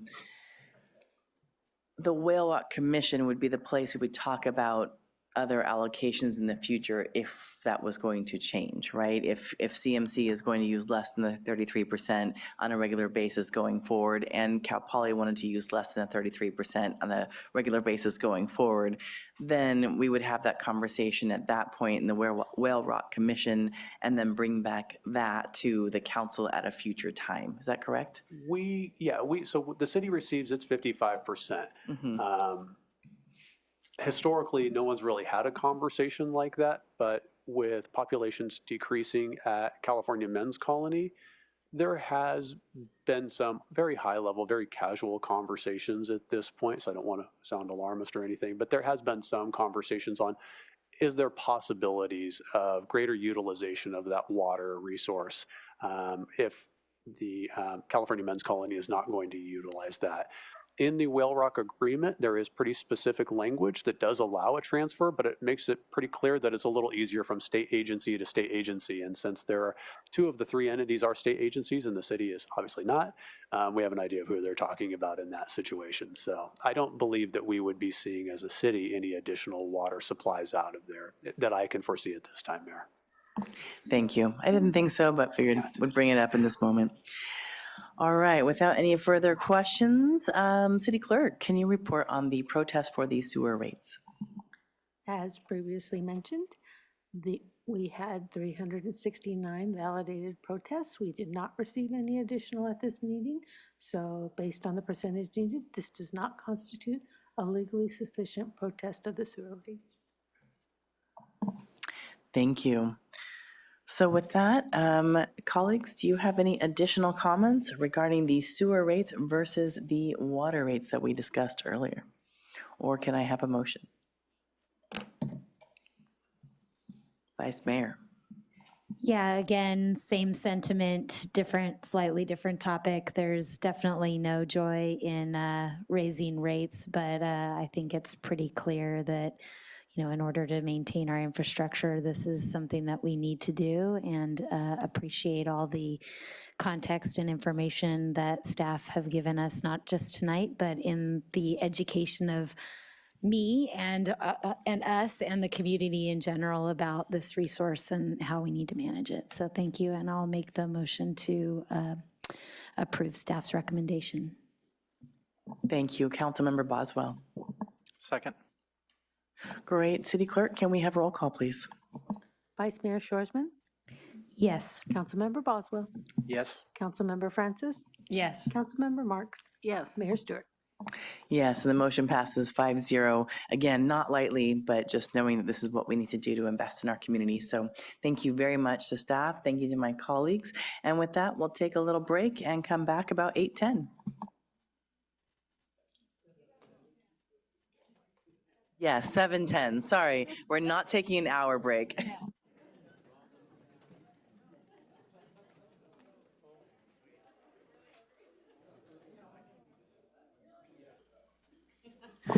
All right, well, thank you so much. We're going to get back to our regularly scheduled meeting. And our next item is 6C, the adoption of the long-awaited 2025-27 financial plan.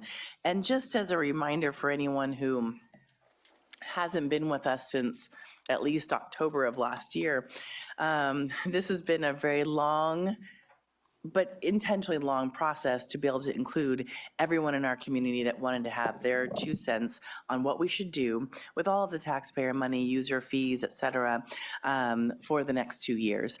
And, not every community actually plans out their budget for 2 years. Some people do this painfully every single year. And I'm so thankful that our staff comes together and really says, how can we forecast? How can we look at the future? And when we came in April and said, the world's changing a little bit, so how are we going to do that? All of the staff came together and said, all right, we're rolling up our sleeves and we're going to get ready for this. So I just really want to appreciate your team, also Emily, but the whole team at the city, because I don't think there's a full comprehension of how much work goes into this beautiful binder that is not digital this time because it's just too much. So usually I'm a big fan of digital and not wasting a lot of paper, but this is really so many questions and really trying to figure out how do we identify what we're doing for the next 2 years in the best way possible to serve our community in the heightened way that we do. So with that, I will pass it over to the city manager. Thank you very much, Madam Mayor and City Council. Thank you for kicking things off and that recognition.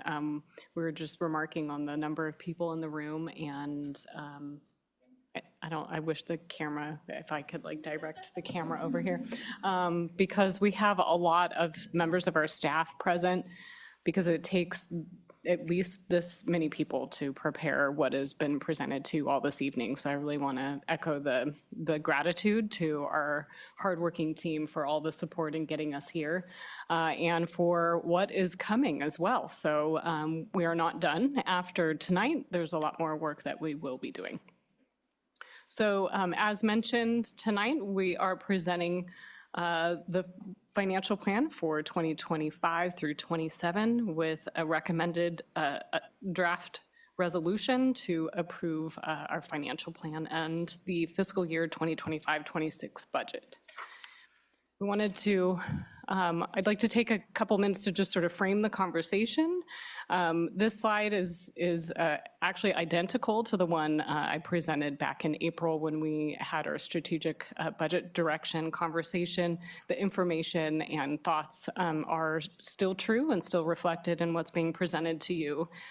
This financial plan is really one of transition, because we are in a transitionary fiscal position. And we're also in a great time of uncertainty. And so our plan is here to guide us through that and will help us again in the work that we're going to be undertaking over the next couple of years, as well as more urgent work done over the next year.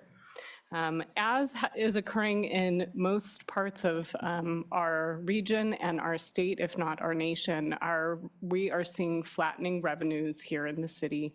Our sales tax forecast is at least $2.4 million below what we had originally anticipated, and our fee revenue is similarly down an estimated $2 million. And so those together really reduce what we are able to do into the upcoming couple of years. Of course, our costs in general have not gone down, and we continue to see increases in costs, including inflation. And so that required us to take a deep dive and look at our expenditures and really develop a constrained budget for this next 2-year period. In order to make shifts that were not incredibly drastic during this time frame, because of course we don't want to overcorrect or do things in a way that's going to create harm, and instead really go about shifts in a very intentional fashion that will preserve really the expectations of our community and all the amazing hard work that our team and staff and the council has been doing over the last several years. We were really looking at, again, strategic constraint in this budget. We also have made some one-time shifts, and that includes a shift of about $1 million a year from our local revenue measure funds, from what otherwise would have gone to capital into our operating expenditures. That also helps to correlate with our resources and ability to deliver our capital projects. And so it achieves a couple of different goals, but the reality is we did need to make that shift to make our operating budget sustainable and in balance for this next financial plan.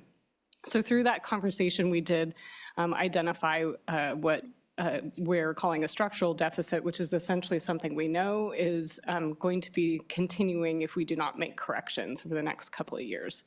That, of course, takes into consideration a lot of things going on in the market and in just the financial realities of our region and our nation, but it also takes into consideration known additional expenditures that we will need to make in a few years, and that includes things like operating an additional fire station and making other known investments. And so with all of that in mind, we have activated our fiscal health contingency plan. So the city does have a number of plans in place to help us in these situations to make sure we're making wise adjustments to our spending and budgets, and that includes something called our fiscal health contingency plan that helps us in the shorter term. It really accounts to a hiring chill and a travel chill, and so that means that every decision to fill a vacant position needs to be looked at very carefully and evaluated to make sure that we are still in a good position over the next year to make adjustments to the budget and really position ourselves well to go through this next process. So that leads into the next long-term reduction strategy section, which is, even though we've presented a balanced budget for you all and a balanced 2-year financial plan, we do need to go through an additional process of evaluating our spending and making some recommendations for consideration to reduce our spending within the next year. The goal of that will be to be prepared at the latest to make those adjustments by our budget supplement, which is the second year of our financial plan. We also aim to be ready to make those adjustments sooner if we need to, based on emerging financial impacts that we're seeing to our sales tax revenue as an example, or other things that we might see in such as cost escalations from things like tariffs or other issues that may or will come up over the next year. So I just wanted to lay that foundation for we've put together a plan that is balanced, and we know we need to take some additional steps over the next year as well. But I don't want to say that everything is bad or scary in any way. Again, we have put together a very careful, considerate plan, and we are making really significant investments and continue to make investments in community priorities. We've put together at the direction of the council a set of major city goals that you all evaluated very carefully after considering a lot of input from the public, created 6 major city goals, a set of work plans that continue to be ambitious and make steps to achieve a lot of the work plans, priorities, programs that we all have been discussing and that we know our community needs. And at the end of that, this first year of the financial plan, we are presenting $217.6 million in expenditures, and that is across our general fund as well as all of our enterprise funds. So our next slide should be familiar as well. As the mayor mentioned, this is the culmination of a lot of work and many different opportunities for input and guidance from the community and from council. So we are down there at the bottom with the red check mark with the financial plan adoption in June of 2025. So again, discussion started back actually in October, but leading through December, our budget foundation, goal setting workshop, community forum in January, our strategic budget direction in April, and then here we are in June for recommended adoption. Next, we wanted to highlight our major city goals. We've been lovingly referring to this as our honeycomb because of the way that it's been presented. As are highlighted up here, and we won't go into a ton of detail because our April conversation, we did spend a lot of time going through the goals and all the work plan items.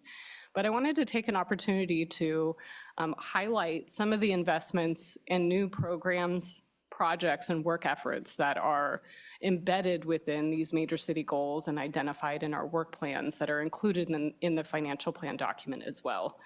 They include creation of a business welcome program, participating in creating a conference facility roadmap, completing our Mission Plaza project, enhancements project, and continuing investments in our cultural arts district, which includes completion of our new parking structure, completing last mile broadband projects, significant outreach and communication regarding our citywide single vote system, lots of discussions and evaluations and study sessions with council looking at growth management regulations, our state fire hazard map requirements, implementation, next steps of those requirements. We will be creating a handbook to explain our ADU development process and evaluation of pre-approved ADU plan opportunities. We are going to initiate our next housing element, and that will be toward the end of our financial plan, but that is going to be a big undertaking and a big deal for our community. We'll be looking very closely and having a lot of conversations about renter protections, including rental registry options and safe housing. We'll be updating our tree regulations.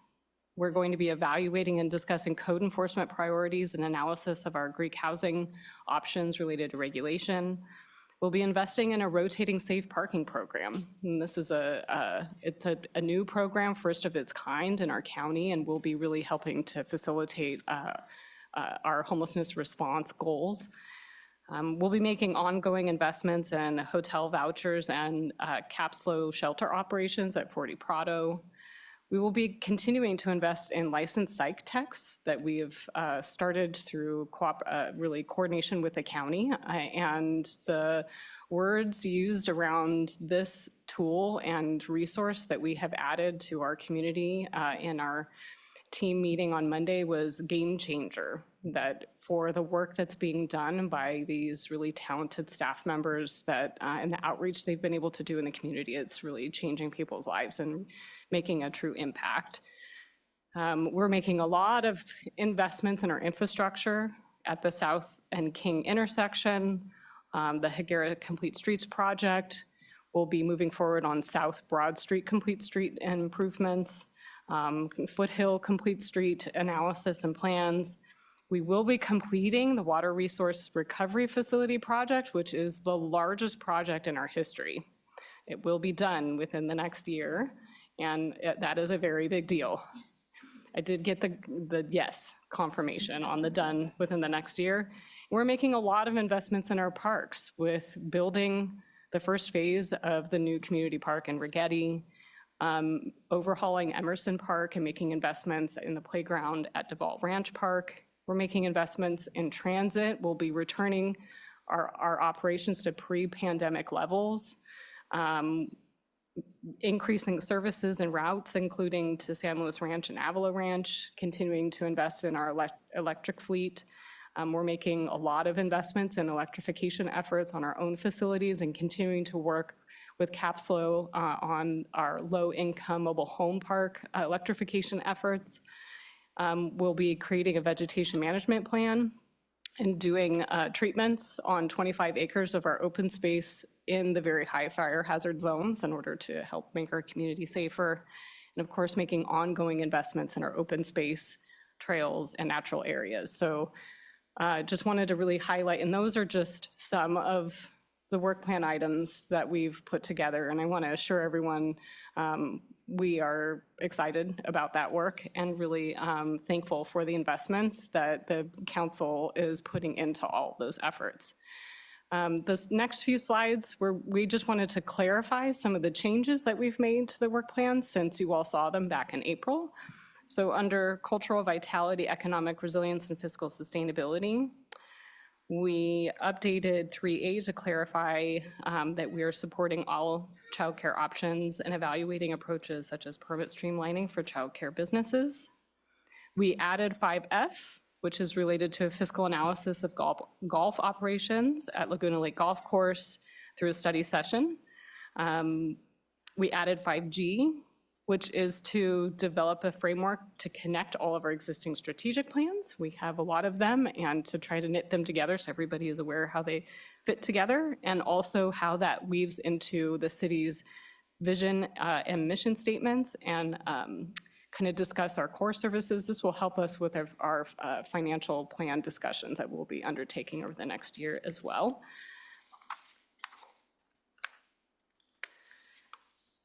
We, under housing and neighborhood livability, we revised 2E to indicate that the RFP will be presented to council alongside a study session regarding scoping of a land use and circulation element. Under infrastructure and sustainable transportation, we updated 3E to include, we realized we've been talking a lot about the 5th fire station, and we didn't have it identified in a work plan item. And so we have added that up into a work plan to make sure everyone's clear. This is definitely a priority, and there's a lot of work that will be undertaken over the next couple of years on that. Under diversity, equity, and inclusion, we realized item 4E needed a little bit of revision to make it clear that we will be looking at advisory body compensation as part of the compensation committee that will be coming up. So we just want to make sure we were clear on that. We also altered under open space, climate action, and resilience. Item 3D is related to a discussion of a stormwater funding mechanisms, and that could look like an assessment or a parcel tax or something like that. It's an idea and a concept that really came out of the storms in 2023 and the need to look at options for how we fund our stormwater resiliency and projects. And so we have changed and are recommending a change to the date that we had identified in the draft financial plan in the report to give us some additional time to make sure we're slotting that conversation in at a ideal time frame. So giving us through Q3 of fiscal year 26-27 rather than this fall. Not just worked better with all the various projects and programs we're bringing forward. So with that, I believe that's the end of my portion. And Emily is going to take it from here and get into the numbers. Good evening, Mayor and Council. Happy to be here this evening to present the final product of months and months and months of work by virtually all city staff and your council as well, and then with significant input from the community. Wanted to start out the presentation tonight by identifying, what the budget looks like at its highest level. So like we talked about in prior presentations, the budget is separated out into a variety of different funds, which all serve a different purpose. The general fund is our largest operating fund, funds most of our tax-supported services. That's budgeted, recommended recommended at $117.6 million. On this slide, we also include all of the budgets for our enterprise funds, as well as our other funds, which include capital projects funds and our special revenue funds, and total budget overall is recommended at $217.6 million. So the math is pretty easy for all of us this year. And that $217.6 million sounds like a lot of money, I know, to all of us on a personal basis, of course, but when we have a recommended total staffing level of 489.5 positions. So when you factor in the compensation that we pay to retain and recruit a highly qualified workforce to provide really high quality services to the community, that makes up a large portion of the overall budget. And it also supports our consultant services, factors in the costs of the labor agreements that you approved earlier this evening, our capital costs, our debt service obligations, and making sure that we're just continuing to provide the services that our community has become accustomed to. So it's truly a balancing act. And as Whitney noted, there's a lot of effort went into creating this recommended plan for your consideration this evening. We thought it would also be helpful just to give you all a sense of how the budget shakes out, the general fund budget as our largest operating fund shakes out between all of our departments, and what each individual operating budget looks like compared to the current year. So not surprisingly, there's upward and downward changes department by department. Police and fire are always the largest portion of the budget. That is not specific to us. That is how California cities are structured. They are heavily reliant on the general fund, whereas other programs can be reliant on other aspects or other parts of the budget. And so, again, pretty typical from city to city in California. And like I said, some increases, some decreases among the departments. Increases really reflect areas where we're recommending significant operating budget changes for individual departments, whereas decreases typically represent the result of the constrained budget exercise that we went through, described by Whitney earlier in the presentation. In addition, wanted to note that for this year, we've called out our non-departmental budget separate from the finance department budget. The reason for that is that the non-departmental budget doesn't support finance department's operations. And so if you look back at prior financial plans, the cost of running a finance department was a little bit overstated.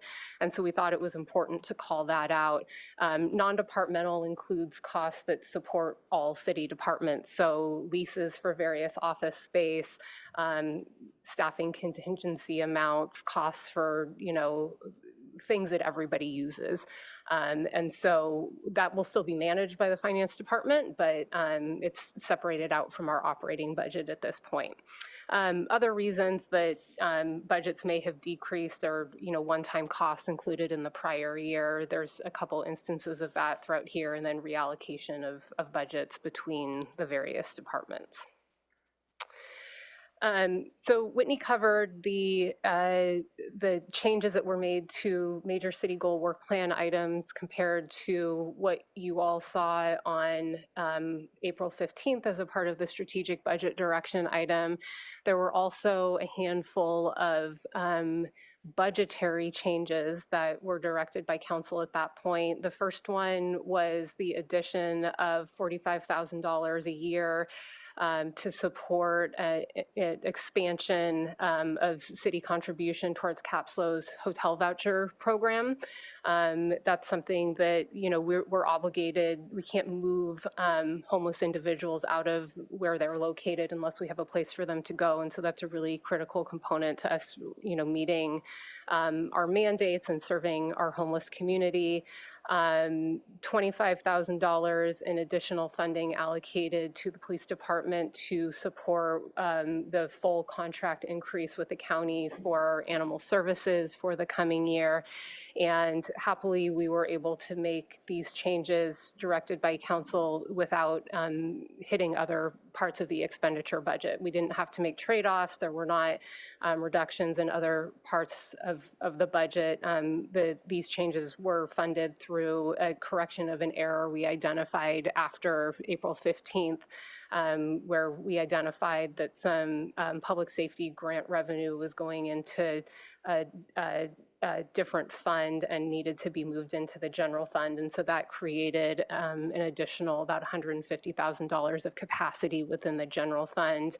$70,000 went to these two items, and then the remaining $80,000 helped us to address a couple of areas where we were not really sure on our initial revenue budget. And so provides us a little bit of added buffer as we move forward into 25-26, and we'll be tracking our revenues closely.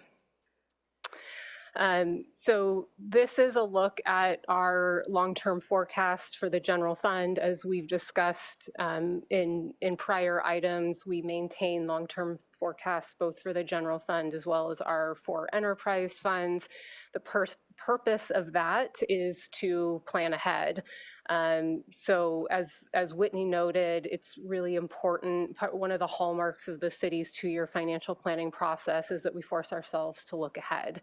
And that enables us to identify issues before they occur and provides us enough time to make really thoughtful decisions and recommendations to council about how we bring the budget into balance, or how we thoughtfully allocate additional resources in years when that's the case. And so this is a really important part of the city's planning process and budgeting process. This does not mean we have a crystal ball. We've talked about that a lot in the past. There's, as Whitney noted, there's a considerable amount of uncertainty from a financial standpoint at this point, based upon actions being taken or maybe not being taken at the federal level. We're still working, in addition to that, on getting reimbursement from FEMA for the costs that we incurred in January and March of 2023 due to the significant storms. And the financial markets are responding in various ways to everything that's just going on in the world right now. And so when we're presenting a balanced budget, as we're required to do by the charter, for your consideration this evening, but it took some time to get there. When we started out, we had a forecasted deficit of about $2.5 million in 25-26. The next slide, I'll cover how we got from there to this recommended balanced budget this evening. But we're, as Whitney noted, we're really mindful of where we are right now. And so there's we exercise a lot of, I would say, strategic restraint in developing this financial plan. We'll talk a little bit about that, but as you look forward to the coming 2-year plan after 25-27, you'll see that we've got a fairly significant forecasted gap in each year of the next financial plan. That's largely driven by the obligation to bring on a 5th fire station as part of the development agreement for the Avila Ranch development that will serve the southern end of our community. And so that's going to be a really important asset and something that we're obligated to do, and we're planning ahead for that. So like Whitney noted, this is the first step in getting to balance in future years, and we'll be back after the start of the fiscal year, of course, with quarterly reports, and be recommending some reductions at the latest as a part of adoption of the financial plan supplement for fiscal year 26-27. So like I noted, we began with a $2.5 million gap for the first year of the financial plan. Like Whitney discussed, we went through a pretty lengthy and collaborative process to identify savings in our existing budget. And so we don't have any cost escalators built in compared to current fiscal year 24-25 on our non-staffing operating budgets. We are continuing to fully fund all staff positions. But we asked departments to take a look at their non-staffing based budgets and keep them flat with the prior year. And like we noted back in April, there were a couple areas where we restored some costs in our expenditure appropriation and budgets, understanding that some of the options weren't really tenable for the community or for staff. And overall, we identified a savings of about $1.6 million. As we noted back in April, this is going to leave us with decreased flexibility to address things that come up mid-year. And so if there are changes to work programs or operations that we need to make mid-year, there will likely be trade-offs associated with that. And we'll, of course, bring those to you at the point at which we have to be making those decisions. As Whitney noted, we reduced the amount of local revenue measure dollars that is going to our capital program and redirected it to our operating budget. And we increased our staffing savings assumption in the operating budget, just reflective of where we've historically ended the year. And so what that will likely result in is a smaller unassigned fund balance at the end of the year. And then with all of that, still managed to find a way to recommend just over $700,000 in augmentations in various programs, which I will highlight on the coming slides. So this slide and the next highlight the significant operating budget changes, or SOBCs, that we're recommending that have the general fund is contributing a share of the cost to some of these or fully funding them. For the general fund, these include the items on this slide and on the next. It's important to note, I think, that for the second item from the bottom, the communications coordinator, that is going to be a position, a permanent position in the Public Works Department, will be focused on capital improvement as well as general like mobility services, communications. We have a lot of needs related to parking and transit, a lot of outreach that needs to happen. The general fund share of cost of that is the $35,000, and then there are also contributions from the parking and the transit fund, which Riley will cover later in the presentation. This is the remaining recommendations in the general fund. This is, these recommendations were really arrived at in a very collaborative manner with department heads supporting the city manager and identifying that these are the highest priority items. We had over $10 million of SOBCs submitted this year by departments. About 4.3 million of those relied on general fund dollars, and to come out with only $741,000, I think represents a considerable amount of restraint and but things that we think are really important to be doing for our community as we move forward. And then finally, the recommended headcount growth citywide for all funds is 6.25, not 600, 6.25 FTE, 3.4 of that is in the general fund, and then Riley will cover that staffing allocations between the enterprise funds. Important to note here that the 2 police officers that are being recommended are partially offset by a COPS grant that the department was awarded a couple of months ago, and the communications coordinator is a position that is currently being, or a workload that's currently being addressed through a contract position, but it's recommended to transfer to a regular FTE, just given the ongoing need for communications, both on CIP and on our mobility services programs. So with that, that's our high level of the general fund, and I will turn it over to Riley to go through enterprise funds. Thank you, Mayor and Council members. Moving on to the enterprise funds, our water, sewer, parking, and transit funds, also known as business activities. These funds are entirely funded through user fees and grants. And we're happy to report that all funds have balanced budgets. Balanced budgets including full reserves in every fund. Like the general fund, all of these funds participated in the constrained base budget exercise. So as a result, you'll see that we did recommend a number of significant operating budget changes that might not have come forward in previous years. And I want to remind everyone that we do present these at net cost. Generally, that means that these costs are allocated across multiple funds, but there are a few exceptions that I'll be sure to point out as we talk through them. Starting with the water fund, we'll see here a small current year deficit, and that's driven by capital expenditures, and that's another theme that we'll see across multiple funds here. Based on the analysis included in the rate study that you've just approved, the water fund shows sufficient revenues to cover its operations and its needed capital investments. Within the water fund, we're again making quite a few significant operating budget change recommendations because of the constrained budget exercise that Emily described. After we review all 4 funds, we'll take another look at the recommended headcount additions for the enterprise funds. And like I said, I would call out any exceptions to the rule of net funding. On this slide, the Nacimiento pipeline repairs are shown at $250K. That is net of assumed FEMA and Cal OES reimbursement. So that is a $4 million project to the city. Overall, for the water fund, staff are recommending $1.4 million in budget increases. And again, a lot of these are kind of business as usual cost increase items that wouldn't typically have been brought forward.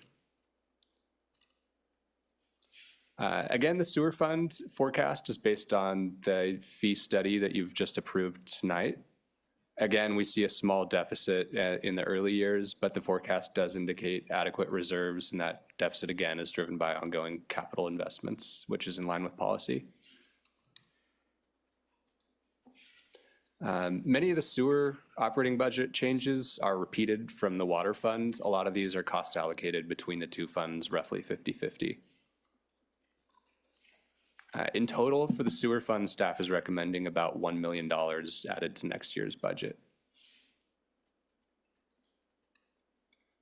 Moving to the parking fund, again, we have ongoing capital projects that are leading to a minor deficit in the next year.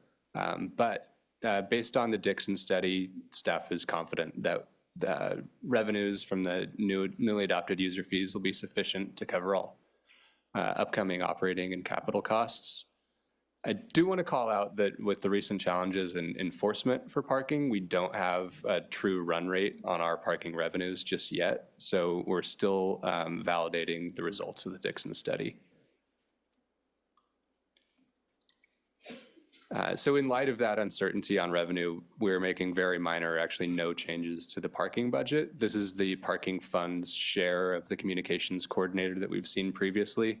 And again, this was a contract position currently in the budget that we're recommending to make permanent, so no net new cost.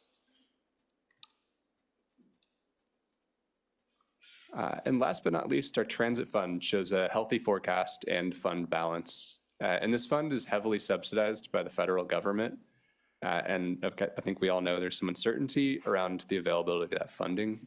But we find some confidence in knowing that this fund is well capitalized. It has 20% reserves, and we expect to finish the current year with at least another $1 million on top of that.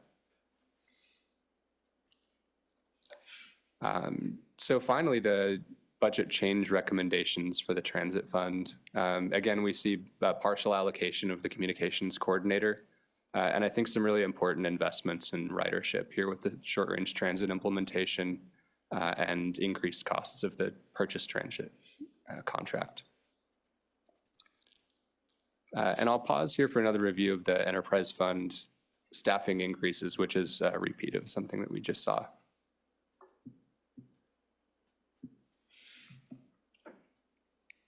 And with that, I'll hand it back to Emily. Great, thank you, Riley. We wanted to close out the operating portion of the budget presentation this evening with some highlights of some of the changes that we've made to the financial plan document. We highlighted for council in the January item that we were looking at, changes to formatting of the document, really with the intent to increase accessibility and readability of the document. And I am hopeful that we got there, and happy to take any feedback that you all have as we continue to refine what I think, we started with a really good document, and we just kind of continue to refine it every couple of years. So, in terms of accessibility, government documents are not always the most exciting things to read, especially given their length. And so one of the things that we set out to do this year was, without compromising the amount of information and detail and context provided, we wanted to cut down on the number of pages so that people felt like they could actually pick up the document and find what they were looking for and maybe give it a read. And so happy to report that the total length of the budget has decreased about 80 pages compared to the prior year, and that's with the addition of about 44 pages of line item detail at the back in the appendix, which I think is really helpful just to provide additional level of detail both for council as well as the community, as well as our staff, to be really clear what council actually adopted. And so that's one of the changes we wanted to highlight this year. We, of course, included the budget balancing strategies that your council had sort of signaled support for back in January, and then made some enhancements to the financial plan overview section, really to provide additional context on our funding sources and uses, talking about what all of those government speak revenue and expenditure categories really are, and shedding a little bit of light on the factors that staff considers when we're forecasting revenue every year, and how we approach budgeting for expenditures. We've also added a consolidated financing and sources and uses summary, which is intended to show you in a single table that the budget is in balance for the 2 years, and then also provided additional context and information about the transfers between funds, so that you understand where the money is going from and to, and for what purpose. So I'm hopeful that that's helpful information this year. In addition, we took a little bit of a different approach to how we talked about our departmental operating budgets. And so tried to cut down on some of the conversation about, higher level opportunities and challenges. Really tried to consolidate that information all in one place for each department, and then attempted to provide more quantification of the resources that actually go into running all of the programs within a budget. And so in each departmental budget section, you'll find a department programs table. This is an example from our office because we're a smaller department and it could all fit on one slide. But we've historically provided information about total expenditures for each of the functions within a department, and this year we added staffing resources because as a service organization, the bulk of our budget goes, of course, to our staffing costs, and so thought it was really helpful to help to articulate where those expenditures in each program come from, but also just give the council and the community and all of us a sense of where are we dedicating our staff resources to accomplish all of the things that the city provides. We also added an acronym glossary at the back of the book. We, I think, probably barely scratched the surface of all of the acronyms that we use here at the city.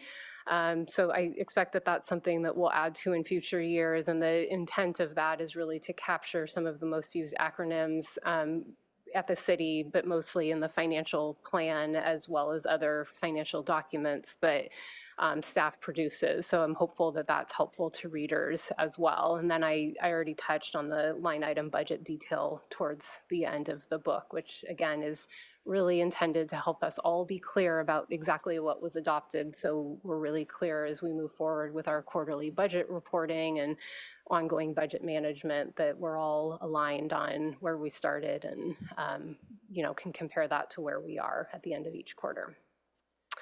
So with that, that concludes the operating budget presentation, and I'm going to invite Madeline up to deliver the CIP.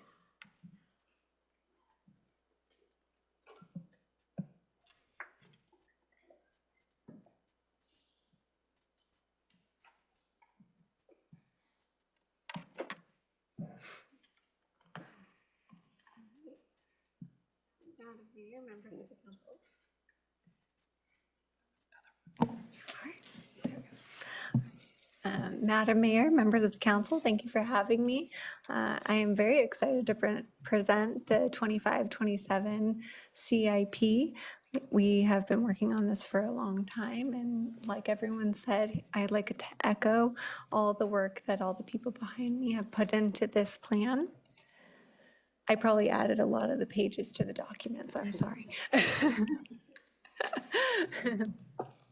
The 25-27 10-year CIP allows the city to plan, schedule, and fund long-term capital projects.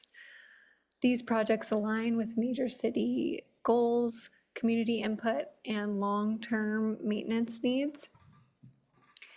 As we've discussed previously, the financial plan is different than in years past. In years past, we've previously done a 5-year financial plan. This 10-year plan is fiscally constrained in all 10 years, and it's strategic in the use of staffing resources and project delivery timelines. While the full 10 years are fiscally constrained, only the first 2 years are funded and adopted in the 25-27 financial plan, with $112 million programmed in the first 2 years and about $660 million planned for the full 10-year financial plan. That's across all funds.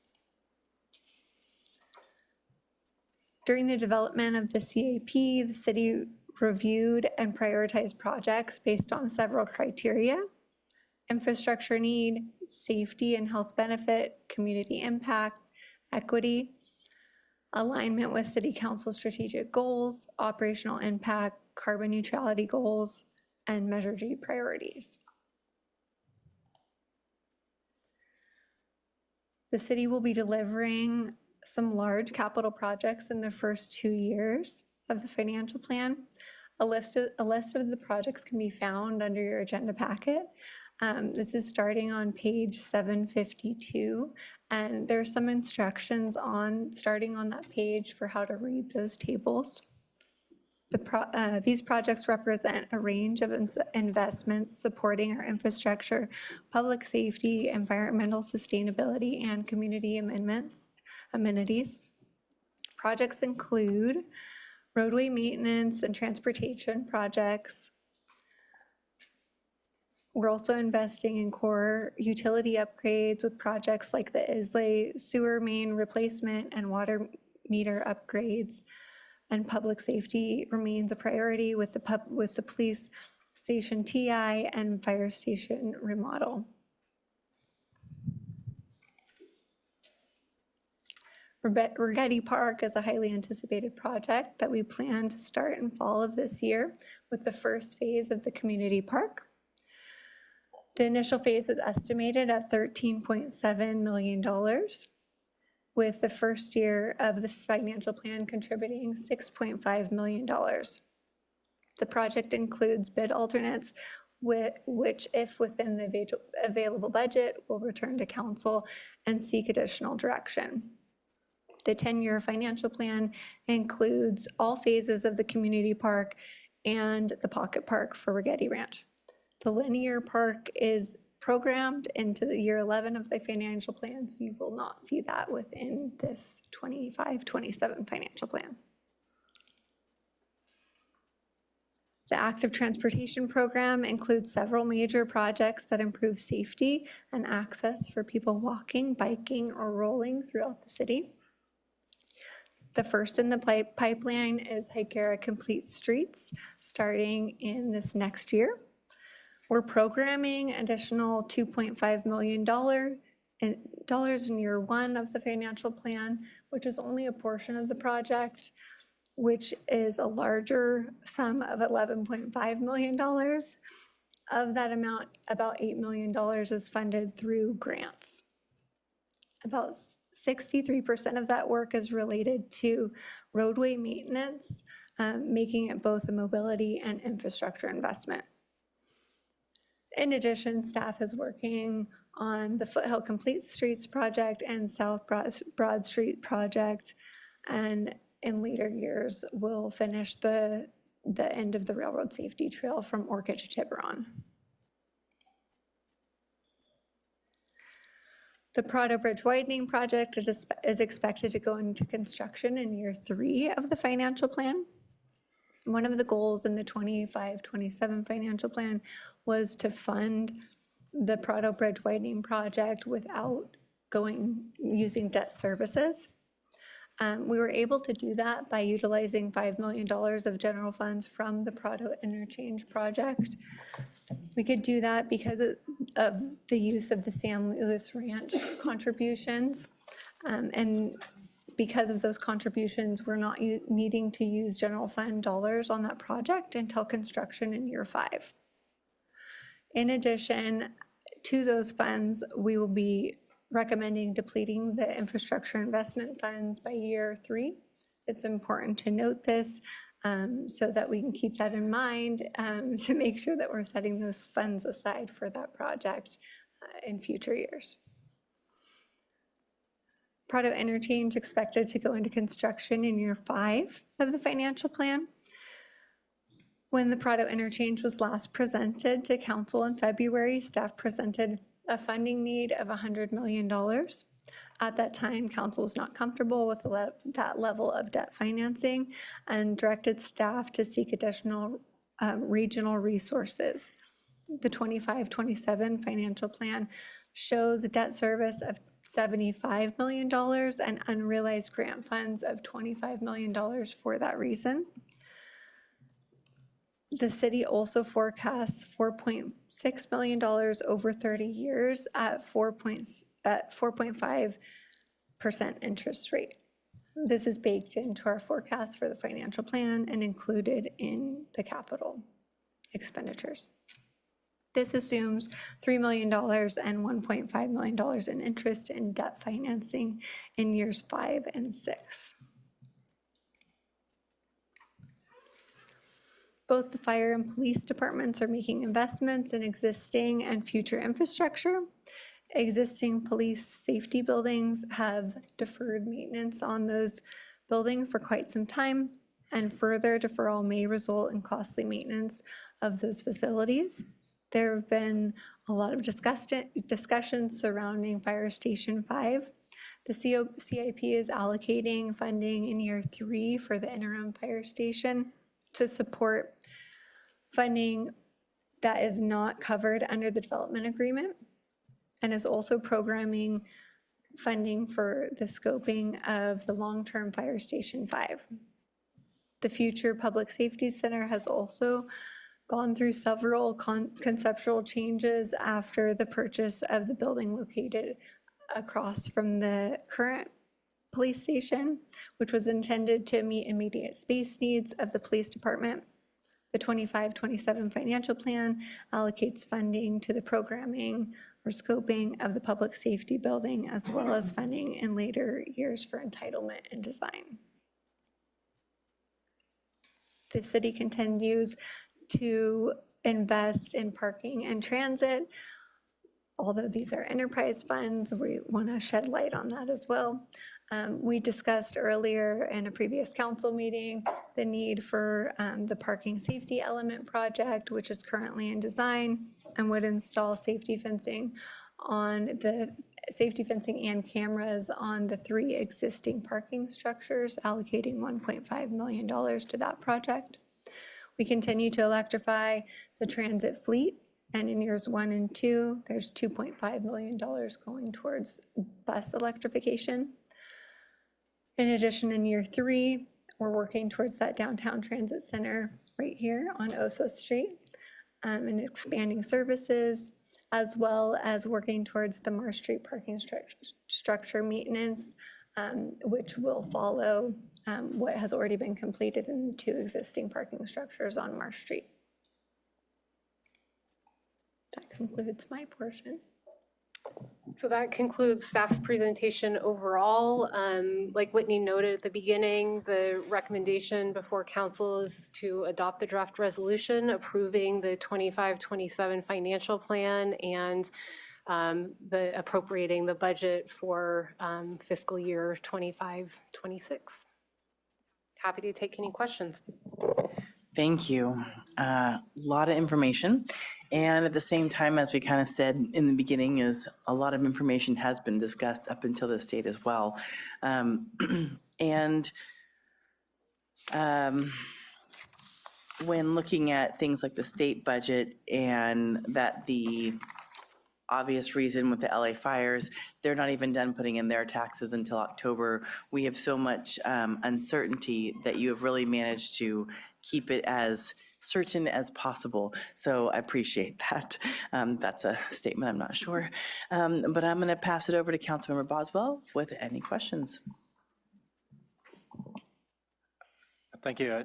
Just to start with a couple questions. One came up during the presentation, the nacimiento reimbursement that we're expecting. That's federal dollars. So if we do not get that, do we cover that in reserve, or how would that be addressed? And do we have sufficient reserves if that's the case?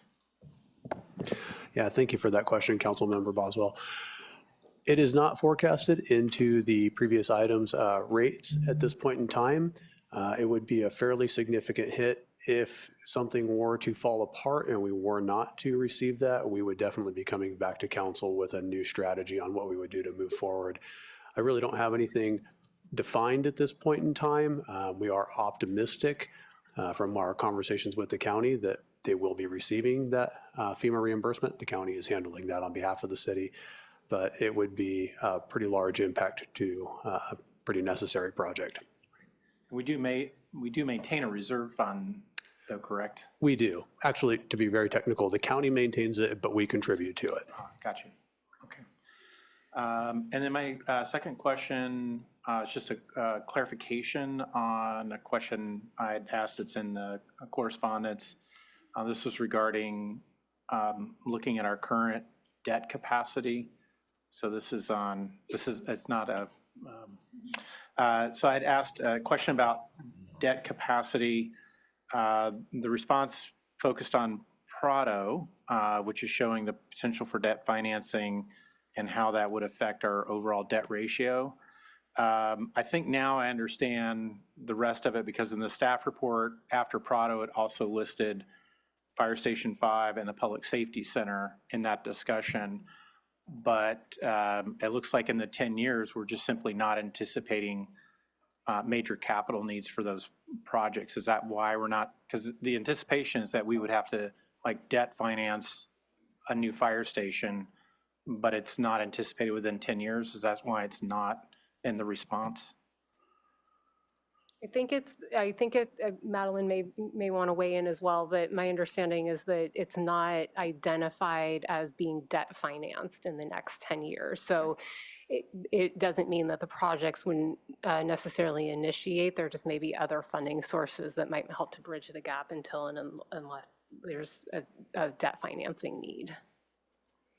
Yeah, and I think the reason why it's not called out in this financial plan is because there's a lot of unknowns about those projects. And I think we touched on this a little bit in the last council meeting, but this financial plan allows funding for scoping of both of those projects, which will allow us to then further forecast for those bigger potential debt financing. We're not quite sure yet. So once we get to that point, then we can come back to council and keep you guys informed and in the loop. But I think there's just a lot of unknowns. Yeah. Great. Thank you. Very helpful. That's all for the moment. Thank you, Vice Mayor. Thank you. Yes, I had the benefit of grilling you all during agenda review this morning, so appreciate, and you also answered lots of my questions in the agenda correspondence, but I did have a couple that just came up during your presentation, and one that I've kind of been percolating on for a little bit. About the SOBC for the communications coordinator, that's a shared position between some enterprise funds and a little bit in the general fund. This is a thing that we've seen, that I've seen over the last several years since I've been on council, where we have a contract position, and maybe it's a pilot position, and then, you know, a few years in, we convert it to a permanent position. Are there additional costs associated with something like that that we would not have if we left the position as a contract position? Or is it pretty neutral, cost neutral? It's pretty darn close to cost neutral. The specific answer to the question is it depends on what benefits the employee is currently using as part of the contract. So okay. it's specific to, you know, the incumbent and then whoever, you know, ends up in the permanent regular position. So is the reason for considering changing something from a contract position to a permanent position because we anticipate an ongoing need for that? Okay. Yeah. Just wanted to know if there was. That's an area that we've struggled with in the past is, you know, not enough resources to support communications on major capital projects.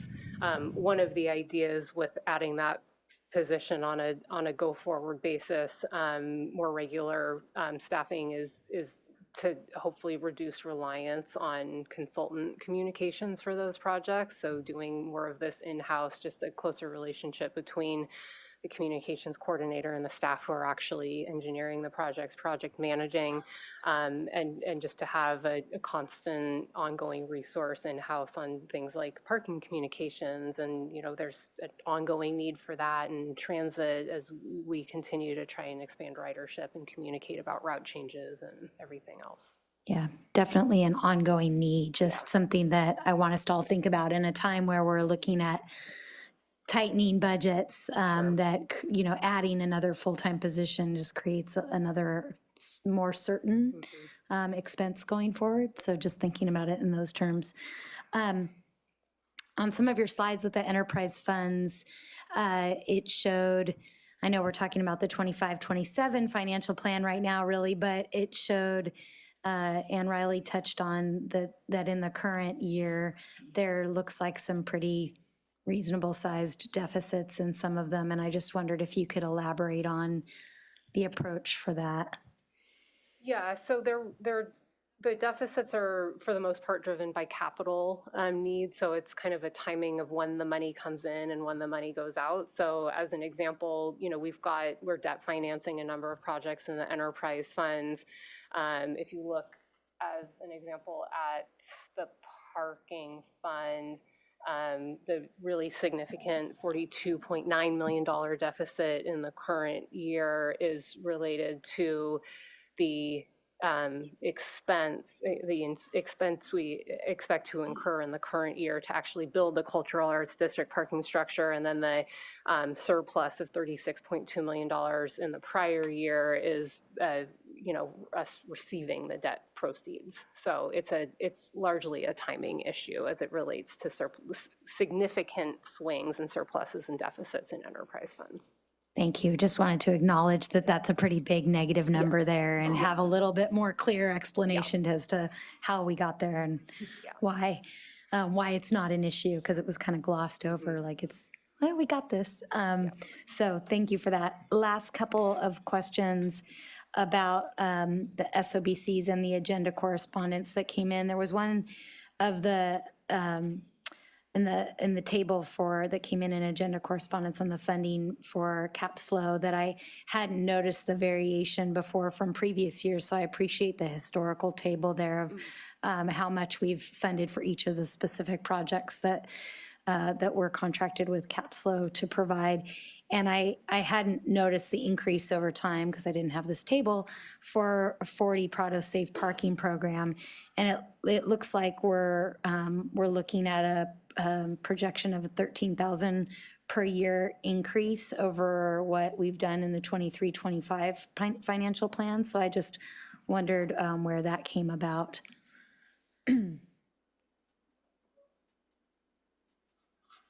Sorry if I'm catching you off guard with a question you weren't expecting. Oh, and Daisy's coming. Hi there, Daisy Weiberg, Homelessness Response Manager for the City of SLO. In January of '24, Capslo expanded their safe parking program from 7 spaces to 12 spaces, and the city funding that was allocated for the safe parking program was not increased to accommodate that increase in the parking. And so that was something that Capslo had requested and the city brought forward to adequately fund the program due to that increase in the parking spaces. So they've been providing it basically at their cost, I guess, to make up the difference so the far? funding that was provided was for the 7 original spaces. They've been exceeding that capacity by serving 12 additional spaces for the last over a year. Great, thank you for that. And maybe you might have the answer to this one too. With the rotating overnight safe parking program that is projected to have a cost of $80,000 in the first year of the financial plan and then only $29,000 in the second year. And I know there was just a grant, hopefully, I didn't see the board meeting today, but hopefully approved today from the Board of Supervisors also to supplement that program. So maybe you could just talk about the discrepancy between our numbers here. Yeah, and the county funding that Capslo has applied for that actually didn't go to the Board of Supervisors today. It's going to be going in July. There was a delay on that. But Capslo applied for an RFP that the county put out for supportive parking that is using HAP funding. And there are restrictions to what that funding can be used for. It can only be used for services, not operational costs. And so the city funding that's allocated for rotating safe parking is for the operating costs that the county funding will not cover. The discrepancy between the 2 years, the funding amount that's needed for year 1 and year 2 is based on kind of CalAIM funding that Capslo is projecting will cover those costs in year 2. In year 1, that funding won't kick in yet. And so it's a larger amount that's needed in year 1 with the goal of making that program more sustainable in year 2 with lower costs needed. Thank you, that's super helpful. That's all my questions for now. Great, thank you. Councilmember Francis. Yeah, thank you to everybody for your questions so far. I have kind of a squishy question, I think. Going back to the discussion around the fiscal health contingency plan, there was a mention of some long-term strategies to be developed to kind of deal with some of the wild swings that we've seen in the market and that we might perhaps see in the economy more broadly moving forward. And I'm just kind of been wondering, how quickly can we and do we pivot as we have these, real revenues and expenditures coming in that we can see in real time? We on the council receive fairly regular budget updates, but kind of behind the scenes, are there trigger points identified if things swing more abruptly? And how do we respond to that without being reactionary? Sure. So Whitney may want to weigh in on this as well, but as she noted at the beginning, almost immediately after we get this budget adopted, we're going to do a deeper dive into conversations we're already having about what do we need to do on the expenditure side of the equation. We have limited ability to impact the revenue that we bring in, and that's the thing that's really the most at risk at this point. But the plan is, next week we'll be meeting to talk about what do expenditure reductions look like and how do we do those in a really thoughtful and methodical manner. The idea is that we are moving forward on that concept and that we have we have identified identified options for how to reduce the expenditure budget if and when there is a sudden change at the federal level or at the state level with the state budget that we need to respond to really quickly. And so I think there's a good likelihood that we don't come back until the budget supplement, as Whitney noted, but our plan is to start having those conversations right now so that we're nimble enough to be able to respond if something even more unanticipated than what we're currently dealing with pops up, in the next weeks or months or quarters, however long that may take. Is the hope that it would be kind of a menu of more prescriptive type options, if X then Y, or a menu of potential options, and would that immediately come back to the council at that point to make those decisions? So, best practice in reductions, and I feel like I've got pretty good experience having worked at a county, is, you always want to, if you want to be really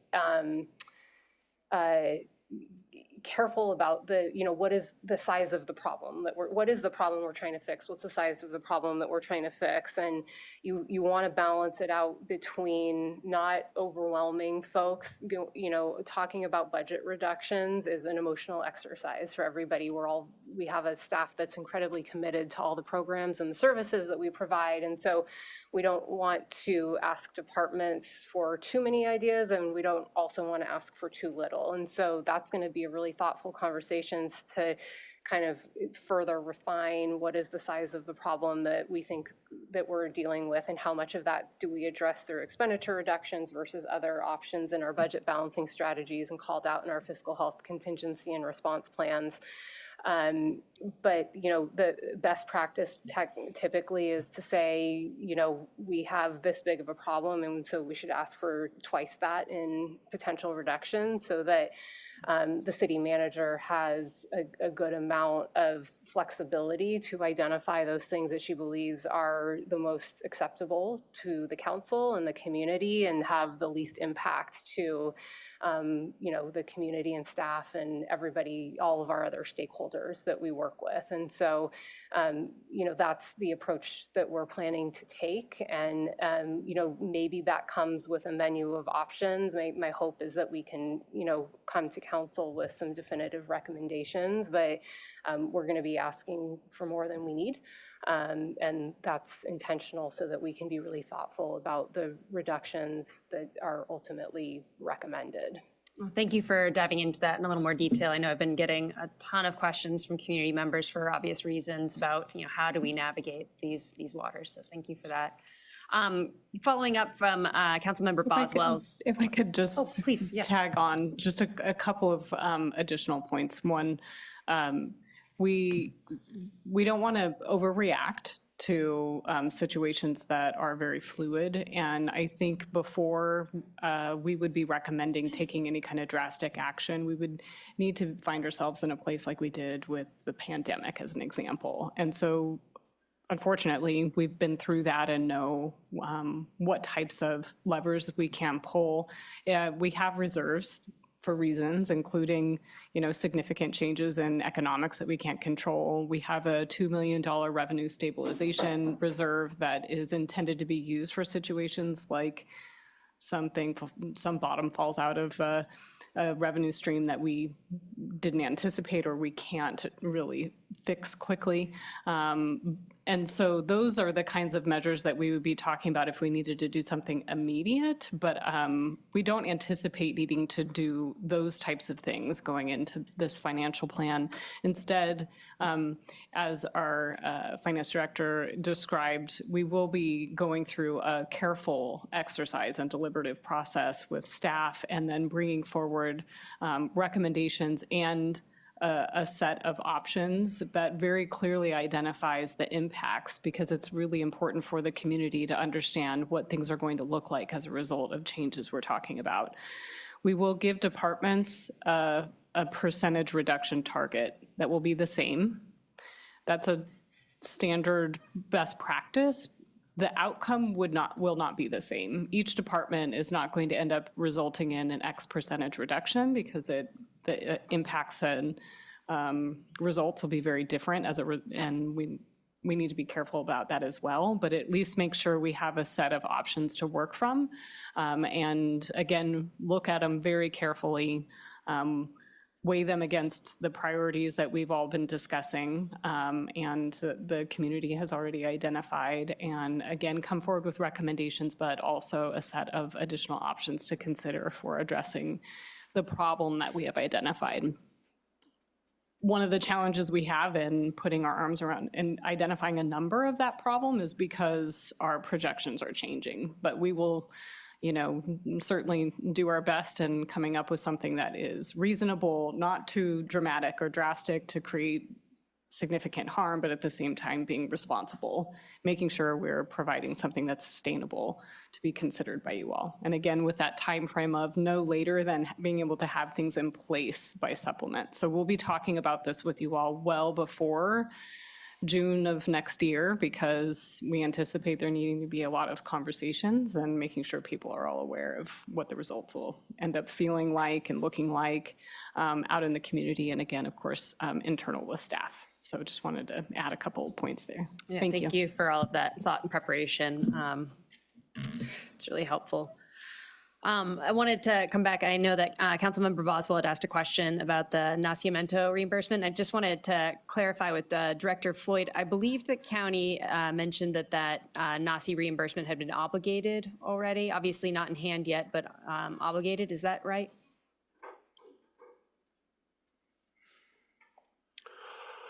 I'm going to actually check with Deputy Director Michael Borman on that, as he was at the last couple of Nacimiento Commission meetings. So, oh, thank you.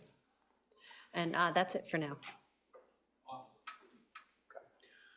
I believe Michael needs to look that up quickly too, just to ensure that we give accurate information to the council on that. So we'll get that right back to you. Thank you. Thank you. Thank you. And I just wanted to kind of highlight back to the questions about in times of financial difficulty on page 568, just to remind people that for the whole public, that we do put our fiscal, sorry, I'm just blanking on the word, fiscal health response plan. We put our emergency plans. We have a lot of this on the website. So I just want you to know, like in the future, if you're like, what does happen next? You can come back to this document and back to the 80 pages that have been taken away. This has become even more concise and clear than in the past. So I do want to make sure we come back and highlight that, because if people are wondering, after today. Councilmember Marks. Thank you.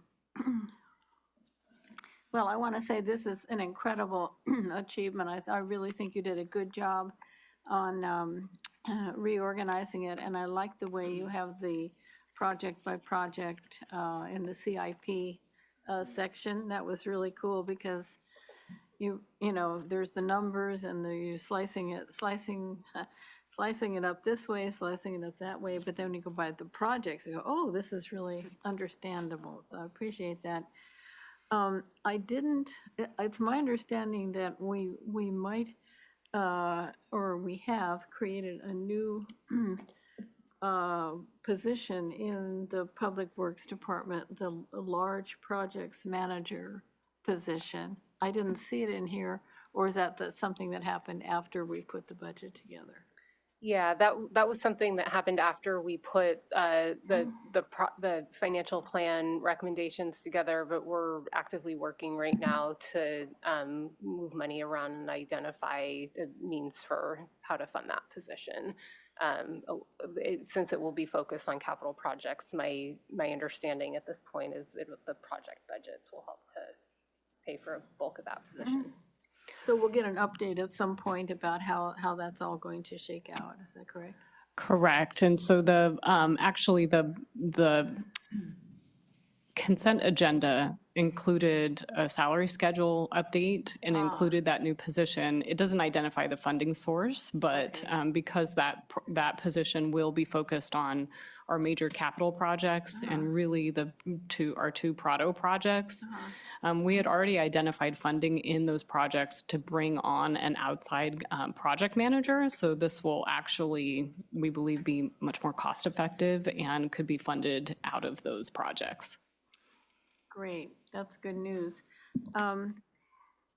Yeah, I appreciate that we're not identifying an unallocated revenue surplus this time around. I appreciate that. On the other hand, I'm also hearing once in a while there's some flexibility. If we have to do something, we can move money around it. At some point, I just would like to know in a more concrete sense about what is the actual flexibility, because things do come up. Like we just got this letter from the History Center, the county is not funding them, and they're obviously going to be looking at this city. And, without getting into hypotheticals, I'm glad the flexibility is there. Is there any way that you can in some way quantify that? Maybe not tonight, but maybe with a memo later so that we know, sort of what flexibility might be there. I think the fact that we did the strategic budget direction earlier was great. And so when I asked myself when I was reading all this, so why isn't there an unallocated revenue surplus this time around? My answer for myself was that we did a lot of that with the strategic budget direction so that you were able to build in, and I really appreciate this, you were able to build in council direction into this document, and I definitely see that.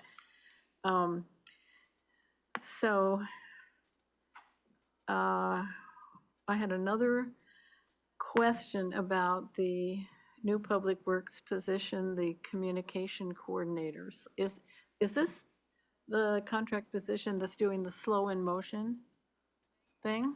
Or who's doing that? Is that a contract position or is that a full-time staff position? I'm happy green, to then answer red. that. Okay. The slow emotion is an effort that's put together in coordination with our current communications staff, including Whit Santizi and Juanita Uriarte, who works with a contractor. So a lot of that's put together through an outside consultant. Okay. So the communications coordinator that's being identified as a new permanent position has really been focused on parking and transit over the past, is it 2 years? Or one year? So all the materials you've seen related to parking and active transportation, and transit, that has come out of that coordinator. So the slow in motion is actually done by a contractor, mostly. Okay, so my question is, when you start doing the deep dive into expenditure reductions, I hope you also will look at, are there existing staff members who to some extent may be underutilized? In other words, it might have a really talented person, but their actual workload is not that heavy. I'm just making that up, but I'm just imagining that when you're doing the analysis, I hope that that's one of the things that you'll be looking at. Is there any way we can do some of this stuff in-house without making new positions or without more contract people? So, and also like redundancy of functions, looking at in terms of how the communication works. I mean, there have been all these studies about meetings. Like if you have a meeting, the meeting itself creates work.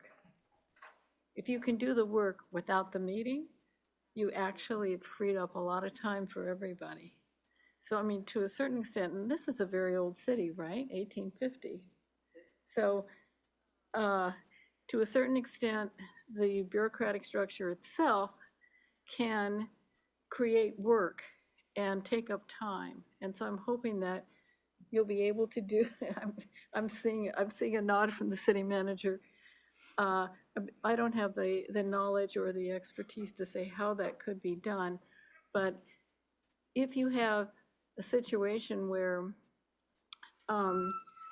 somebody has to report to somebody, who has to report to somebody, who has to report to somebody, and there's 4 or 5 layers in there, is there a more direct way to actually get the work done? And I would see that as a way of saving money. So, what else did I have? Oh, I had a question about the $150,000 that the police grant. Before you go there, did you want the city manager or the HR director to respond into Yeah, sure. that? I'm sorry. I feel like they've been working They were on just nodding their head. classifications and all of that at this time already, so I didn't know if one of you would like to share a little bit about that. Yeah, I don't know if it's actual classifications. I'm not, I'm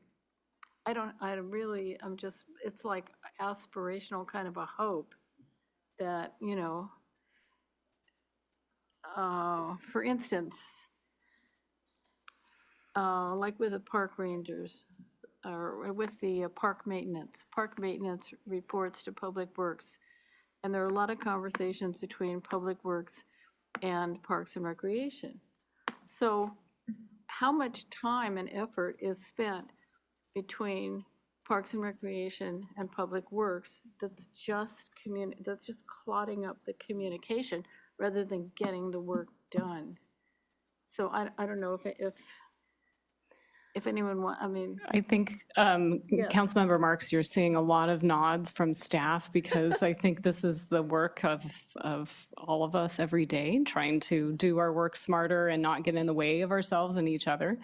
And we have a lot of opportunity over the next couple of years, and through this process that we're undertaking, I think it necessarily includes a review of our programs and how they're working and how we can do that working smarter attempt. And the communications coordinator, as an example, has been doing amazing work, and we are really excited to see this this opportunity of kind of working into our capital projects and seeing how she can assist there as well, and how that position can assist there, because we see the need and also a lot of opportunity and talent that we really want to continue to support. So that's an example of the way that we'll be doing that work, as well as looking at those same exact opportunities and possibilities for structure. At the same time,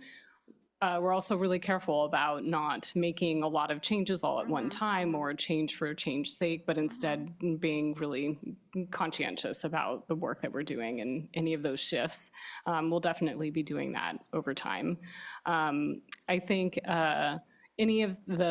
just going back to one of the questions or remarks that earlier on, year-end funding, I think we all maybe have a goal, or at least we certainly did with this financial plan, of essentially making the investments that we need to make with the revenue that we do receive, so that we are essentially at a balance at the end of the year.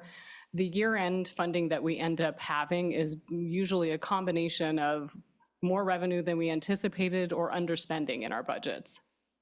Because we actually anticipate having less revenue than we had originally thought, we needed to cut our expenditures and then refine some of our estimates, so we do not anticipate having as much year-end money. Ideally, it gets close to zero at the end of the year, because that means our plan was really good. We got really close. But it is a plan, and so things do change. So if at the end of the year we do end up with additional funding from either more revenue or less spending than anticipated, then that's when we have opportunities, like we did with the Slow Rep Theater, making an investment there. And so we will, of course, bring those forward. Our year-end report that we have scheduled, I believe, in November to come forward to council will give us that look of where we ended the year and if there is any capacity. But again, we will also be have gone through a number of conversations internally about those expenditure reduction strategies at the same time. So all of those questions, I think, will certainly be continuing to work through them and be talking more about, in addition to our quarterly reporting, which helps identify any of those changes that may have happened, both on the revenue side and expenditure sides of the equation. Good. Thank you. That all sounds good to me, because we do have such a wonderful, talented staff. And I think we may be able to actually save money by figuring out the best way to enhance the performance, you know. So I did have another question about the $150,000 that went in with the police grant that should have gone into the general fund. And so you've taken up 70,000 of it with these two projects. That leaves 80,000. So that's an example of actual flexibility. And I don't know if you have a list anywhere of where are the little pockets of actual flexibility. But I think that this isn't necessarily something that has to come to council, but I hope it's something that you're doing. Yeah. Yeah. So I would say that, you know,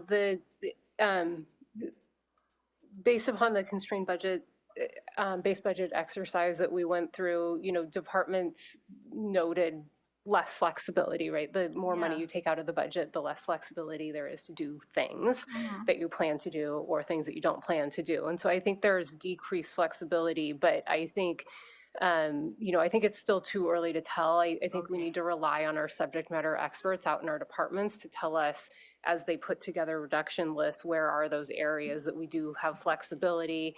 In a lot of cases, it's going to mean that we're not doing things that we've been doing, or that we're doing things differently than we've been doing them. As you talked about, you know, looking for efficiencies in how we work, getting out of our own way on things.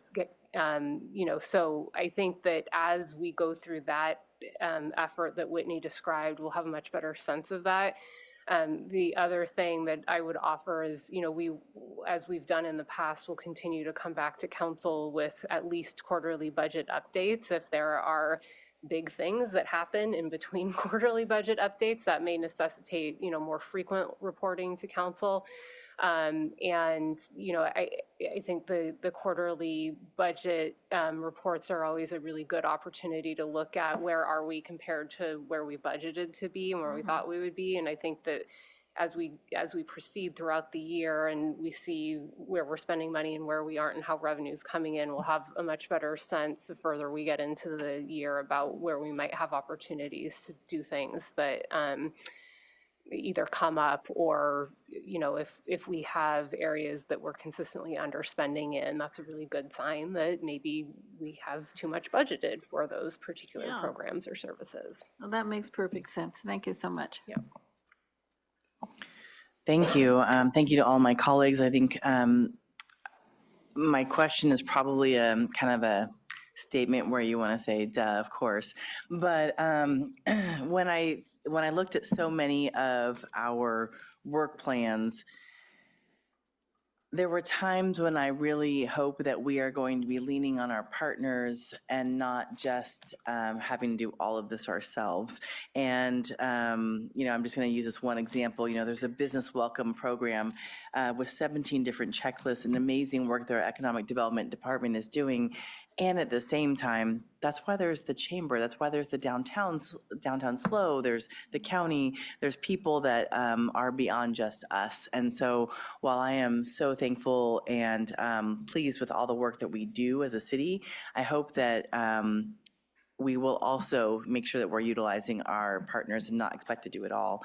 The other thing I wanted to say thank you, and it's not really a question again, but is this CAPSLO funding history. And I will say that I've had supervisors from the county tell me that we need to put some skin in the game of trying to solve and reduce and prevent homelessness. And I'm just, you know, just looking at this alone, when we were asked to put in extra $500,000 from the county as a possible suggestion. I'm not saying we are or we aren't in the future, but when I look at this, I think we're putting some skin in the game when I look at this correspondence of the CAPSLO. So I'm just going to put that out there, and I'm always happy to say the same thing as I have many times to those supervisors. But I think that this community, this city, has done a lot and is continuing to do a lot for preventing and reducing homelessness. And I know we have more to go, and this is not solved by any way, shape, or form. But I really thank you for putting this history table here in this budget, because there's a lot that we're doing. So it's not really a question, it's just more of a, when I saw it in black and white and red, it was very clear that we're doing a lot of work. And that's all I'll say on that. So no other questions. I asked most of my questions during the agenda comment that I had and agenda review that I had earlier yesterday. And my other question was answered, Director Floyd, about the wharf opening next year was very concerning to me, because I thought we were going to have a ribbon cutting this year. And so thank you for answering that question. Actually, if I can clarify on that one too. There's a conversation there between the significant completion, which is when the plant will be up and operating and fully ready to treat all waste. And then there is also the next probably several months of just tightening up all the little bugs of things that we find along the way. So we still are aiming for a ribbon cutting later in this year, because it'll be a great new plant, and I think it is time for the community and council to be able to celebrate the work that staff has been able to accomplish out there. But then true wrapping up of everything behind the scenes, every one of those little pieces of, miles of wire running everywhere, that'll have to be wrapped up over about another probably 6 months after that. Mayor and council members, though, if I could, I'd like to ask Michael Borman to please come up and respond to the question that Councilmember Francis had asked on FEMA reimbursement related to Nacimiento, as well as a little bit on Salinas, because I think it might be helpful for some more understanding on that. Thank you. Thank you, Aaron. Michael Borman, Utilities Deputy Director. Thank you for the time there to look this information up. We actually have 5 FEMA funded projects between Salinas and Nacimiento, and they're all in varying stages of hopefully ultimately approval. We have 2 that were obligated back in April. The specific project mentioned in Riley's presentation, the $4 million project has received initial technical review from FEMA and is in the environmental review stages, which is a good sign for us that it hopefully likely will be approved. We haven't had any feedback from FEMA right now that there's any significant issues. All of those projects were clearly storm damage and likely to be approved. So we're pretty confident that we'll receive funding on that project. Great, thank you so much. And Director Floyd, I hear you. When people move into their brand new house, there's still a lot to unpack. So it makes sense. City Manager. Thank you. In the vein of cleaning up things, I just wanted to clarify, actually back on the slow in motion work, we actually do most of that in-house. So we had a contractor create the original template, but most of that work at this point is done in-house. There will be a distinction between that work, which is focused on construction projects that are underway, whereas the communications coordinator that we've been talking about today, the new permanent position, will be working on communication of projects that are still in development. So hopefully that helps explain it's somewhat of a different work effort. So, and I also wanted to give a lot of credit to our current staff for the work that they've been pushing out there. That's been really helpful. So thank you. Nice, thank you for that clarification. So without any further questions, do we have any public comment?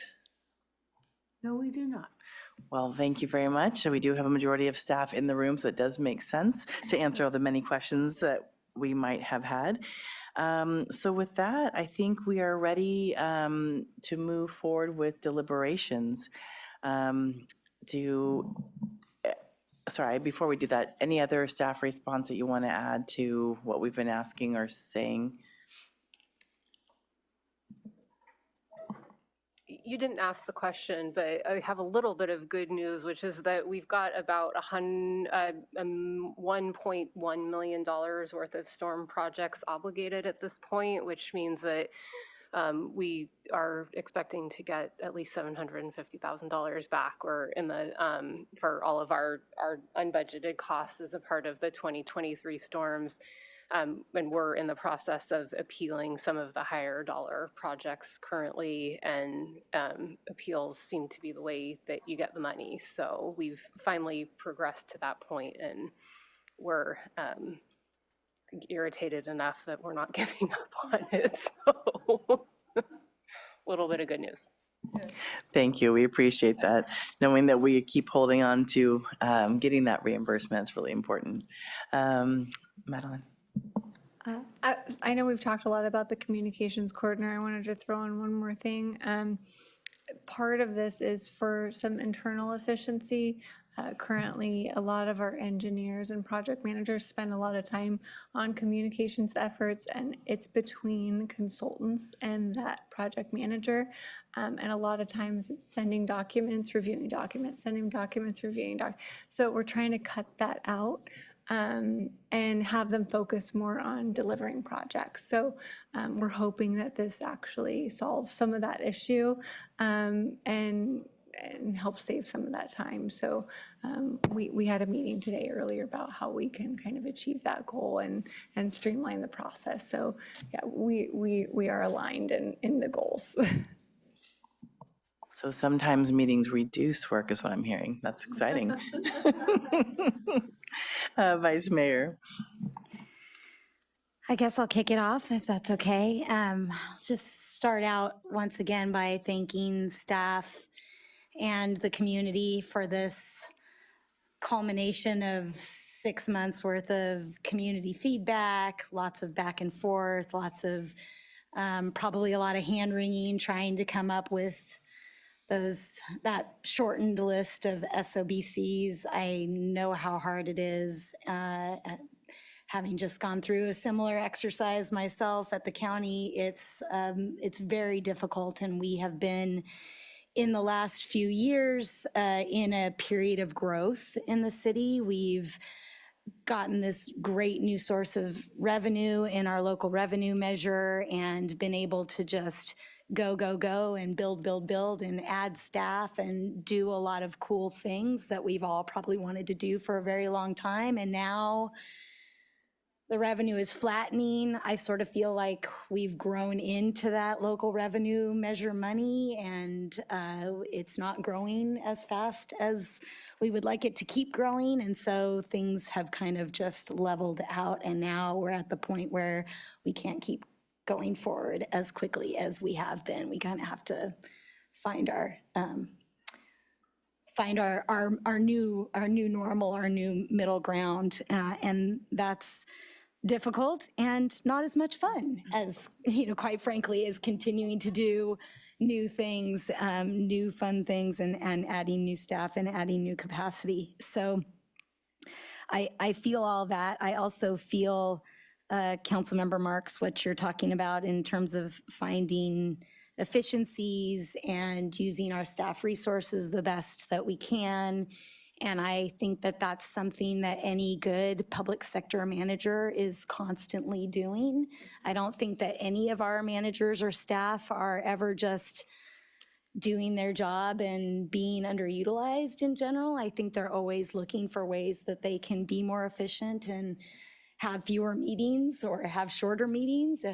Everybody always likes to have fewer meetings in their day when they're trying to do the work of our city. So I just want to make sure that I acknowledge that I understand that you folks are doing that work every single day and trying to get the most we can out of every single dollar.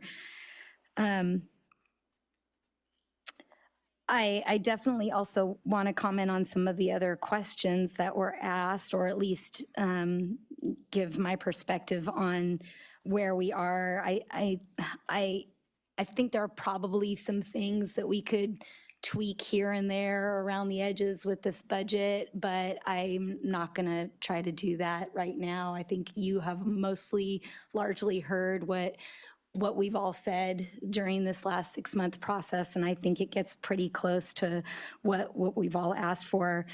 But I do want to voice, I think, some concerns that we should think about going forward, both in this financial plan as we work through this coming year and maybe into the next year, and also maybe into our future financial plan in 2 years when we go about this process again.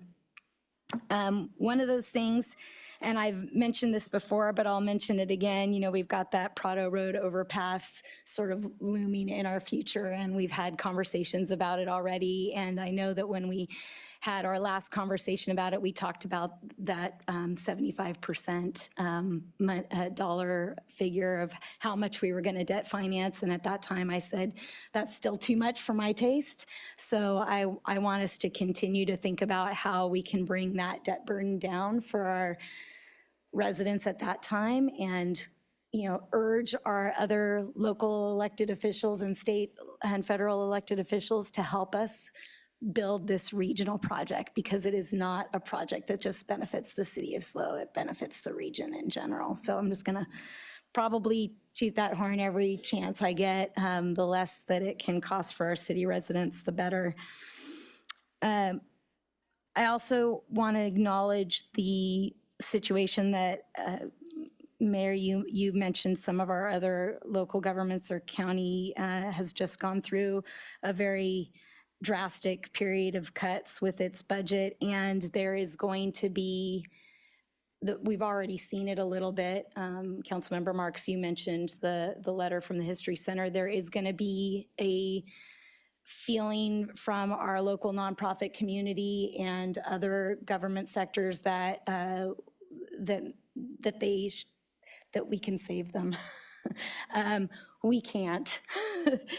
It's gonna be difficult, but there's gonna be some times where we're gonna have to figure out what our limits are and lean on our partners, lean on other organizations to make sure that everybody is supporting our community the best that they can. And appreciate your comment about having skin in the game with homelessness in particular.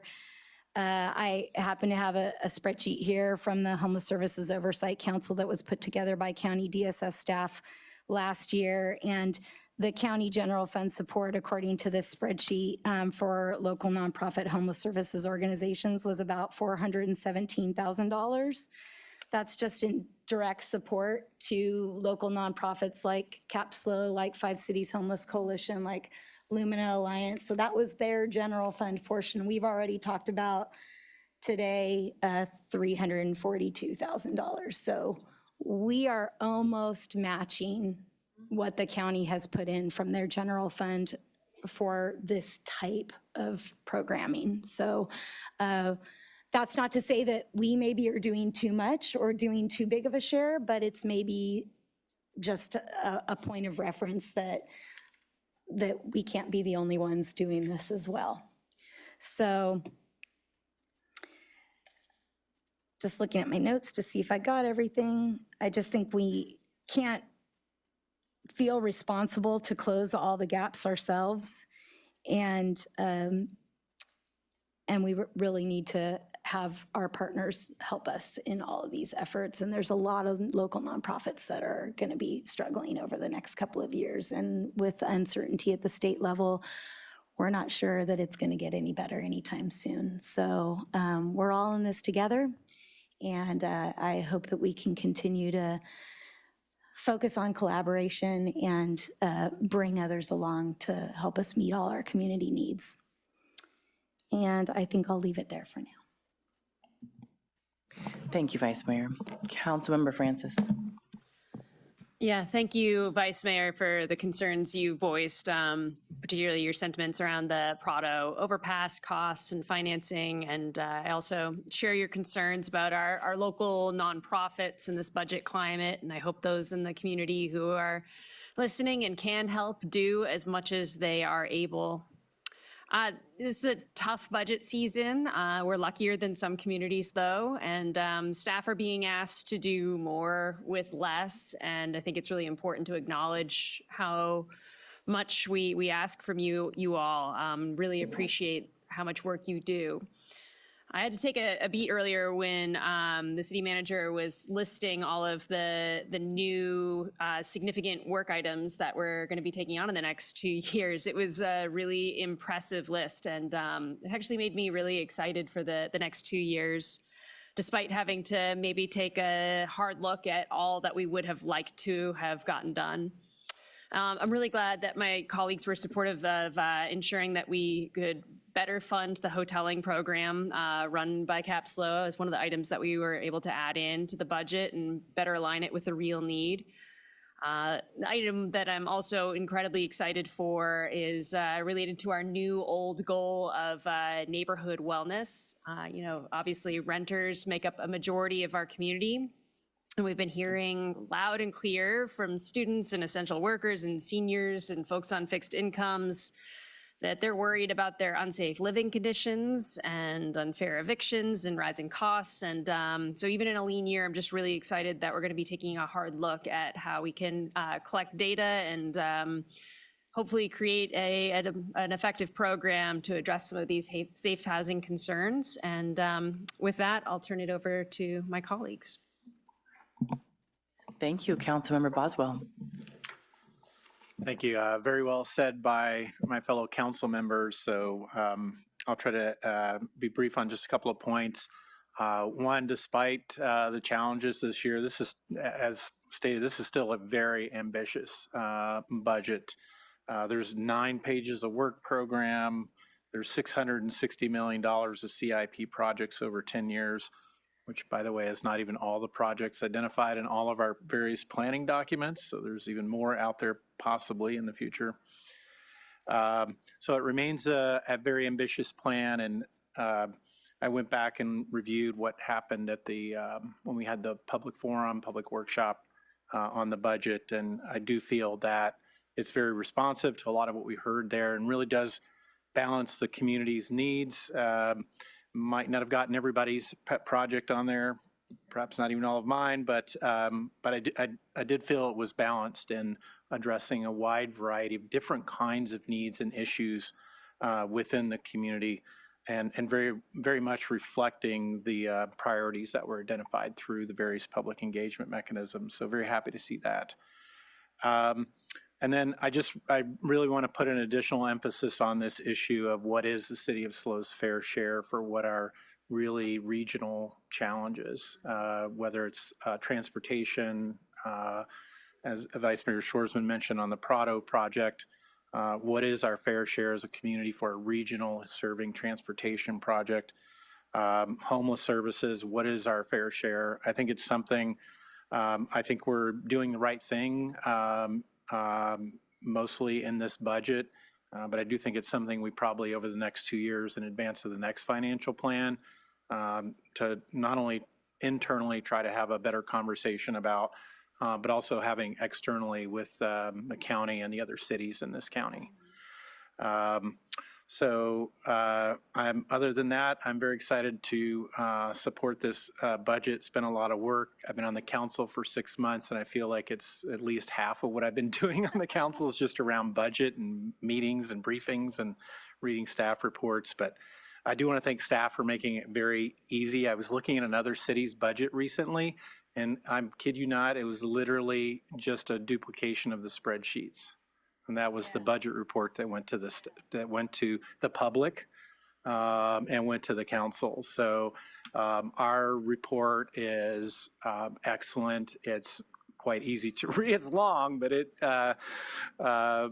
it's actually quite easy to read, and it does very clearly outline not only what we're doing, what is the budget, which the spreadsheets do, but more importantly, explains why and how we're doing it. So thank you for that. Thank you so much. And I very much echo what all of you have said around the way that this budget is really, truly in this tough budget time, coming together to solve so many of the community's needs and wants. And at the same time, we could probably fill this room in reams of paper of compliance and codes that we are required to update and manage and implement from the state and federal governments. And so that's something that I think kind of gets overlooked in this time of major city goals and themes and desires and changes. And at the same time, as we're making these changes in this compliance, we have to look at how can we do that differently? How can we do that more concisely? How can we do that in a way that we bring in the community? And I know we do that so much as the city. I'm smiling because sometimes other cities ask me, you do what? You do what with your community? How much do you get them involved? And it's a lot, but it's really good. And I think it's why this community is so amazing, and why we are what we are is because our community does get involved and say, I want this, I don't want this. How can we make this work? And we do have to make compromises, obviously. I very much agree so much with all the regional conversation that's been had, and we can't do it all, which is really, really hard. And in the vein, though, of we can't do it all, I know there are pet projects that didn't make it. And I say that meaning not just our pet projects, but just the community's things they would still like to do. And I think that this is that moment when it comes to either neighborhood livability or a dog park that didn't quite make it, whatever it is. This is where the community can come together and work with each other as well. I know that sounds obvious, but the city doesn't actually have to solve everything in the community. If there's a dog park that's possible in your private property community, in maybe a condo or something, it can be done on its own. And so I just want to help, I think, our staff to think about some additional things can be done, and you don't have to be the ones doing it. So I just want to kind of just bring that out there. I know that sounds obvious, but I do know that there's a lot that can be done on their own if people want to, and maybe not striping streets or anything, but community gardens and dog parks and potlucks and bringing the neighborhoods together and getting to know each other. These are things that we're talking about as city plans, and that is awesome, and we will help in that. But it's also, we can do that as neighbors, as just community members. And so I just want to put that out there. Thank you so much. I will pass this on to Councilmember Marks. Thank you, Willa. I will be very brief. I agree with everything that everybody has said. I do want to say one thing I love about this budget. This is how I work out now, is with the budget. I think is it's balanced. I really appreciate that so much. We have to. We are obligated to balance our budget. We're unlike the federal government. We just can't say, oh, let's raise the debt limit. We can't do that. We have got to meet our obligations, including the statutory ones, but also the obligations that we've already created in terms of the community, and keep the thing balanced. So I'm very proud of this document, and I really am proud of staff, and I appreciate how much has gone into it. And it's work, but it's very thoughtful work. So thank you. I'll be supporting the resolution. Thank you, Vice Mayor Shorsman. I just wanted to go ahead and, if we're ready, to make a motion to approve the staff's recommended budget. And on your last point about community members coming together, and on my kind of related to the last point that I made about our local nonprofits needing support, community members in neighborhoods can also come together to support their local nonprofits and help in that way. That helps us, it helps the organization, and it can bring your community together in a different way too. So on that note, I'll go ahead and make the motion. You're moving staff's recommendation. Councilmember Francis? I would like to second. Thank you for that. And City Clerk, can we have roll call? Vice Mayor Shorsman? Yes. Councilmember Francis? Yes. Councilmember Boswell? Yes. Councilmember Marks? Yes. Mayor Stewart? Yes, and the motion passes 5-0. Thank you so much for all of your work. Thank you to my colleagues. And we just have one more thing to do before we adjourn, which is our liaison reports and communications. Mine are short because I was gone for a little while. I first want to say thank you so much to the Vice Mayor for running our last meeting on June 3rd. Thank you to the council for continuing to move along San Luis Obispo. And thank you to staff for helping me be able to go on vacation. And in true nerd fashion, I went and visited the City Hall in Ketchikan and Skagway, Alaska. And I have to say, one of my favorite, memorial things that when you pass away, anyway, the headstones. Here Lies Drama was literally one of the headstones. So I'm thankful that that's not our motto and our quote of the city. And then lastly, I was very thankful to be able to attend the Cal Cities Community Services Policy Committee on Friday. We discussed, of course, homelessness, childcare, seniors, and parks and open space.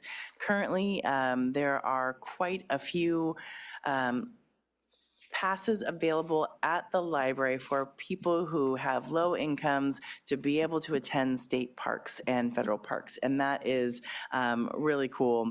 Also got to attend the Slowstice, and that was their first annual fundraiser in the whole vein of nonprofits trying to fundraise, and really got to thank them for the many, many decades, literally, of creek to coast cleanups and for helping us plant our trees as we're trying to plant 10,000 trees by 2035. So with that, I will pass it on to Vice Mayor Shoresman. Yes, I'll try to keep mine short and only mention the ones that I wasn't at with the mayor, because we were at a few things together. Also attended the food bank open house for the Slow Food Bank a week ago Friday. It was a great event with lots of people in attendance and a pretty fun contest of filling bags of food, no-cook bags of food for people, and was happy to be asked to join the St. Cal Health team and in the spur of the moment and help them fill bags of food with with them. Then the mayor and I also attended a legislative event with the chamber. Thanks to the chamber for hosting a a fireside chat with 40 or so business leaders and community members, and lots of good conversation and questions, and that was hosted by Tolosa, so thank you to Tolosa as well. And then most importantly, or most interestingly, I think, was this week, the Zone 9 Commission got a chance to tour the Mid-Higuera bypass site, which is at the south end of town between Marsh Street and runs along South Higuera between the highway and South Higuera, and there's a lot of work going on. You can't see anything from the road, but there is a lot of digging and a lot of construction going back there to build a bypass channel that will help protect that side of the city during the next big flooding event, because I'm sure there will be one. So, and they're also putting in some improvements as part of the construction that will allow the city, if we so choose to at some point in time, to expand the Bob Jones Bike Trail along that stretch. So really cool to see it moving along, and hoping that it will be able to be completed before the next serious rainy season. That's the goal. Nice, thank you. Councilmember Francis.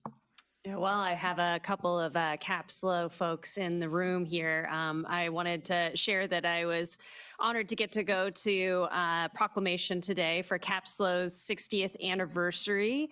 Dates all the way back to the 1964 Economic Opportunity Act. I'm hoping we can do a proclamation sometime in the fall for them here too. Now, CapSlow is focused on addressing the root cause of poverty by empowering low-income individuals through community-based collaborations and programs. And today they provide services to such as Head Start, supporting and housing veterans in need, weatherization, electrification, homelessness, seniors, teens, mobile health services, and dementia care, to name just a few of the things that they take on. It's a really important program and organization in our community, and we're just lucky to have them. Thank you, Biz.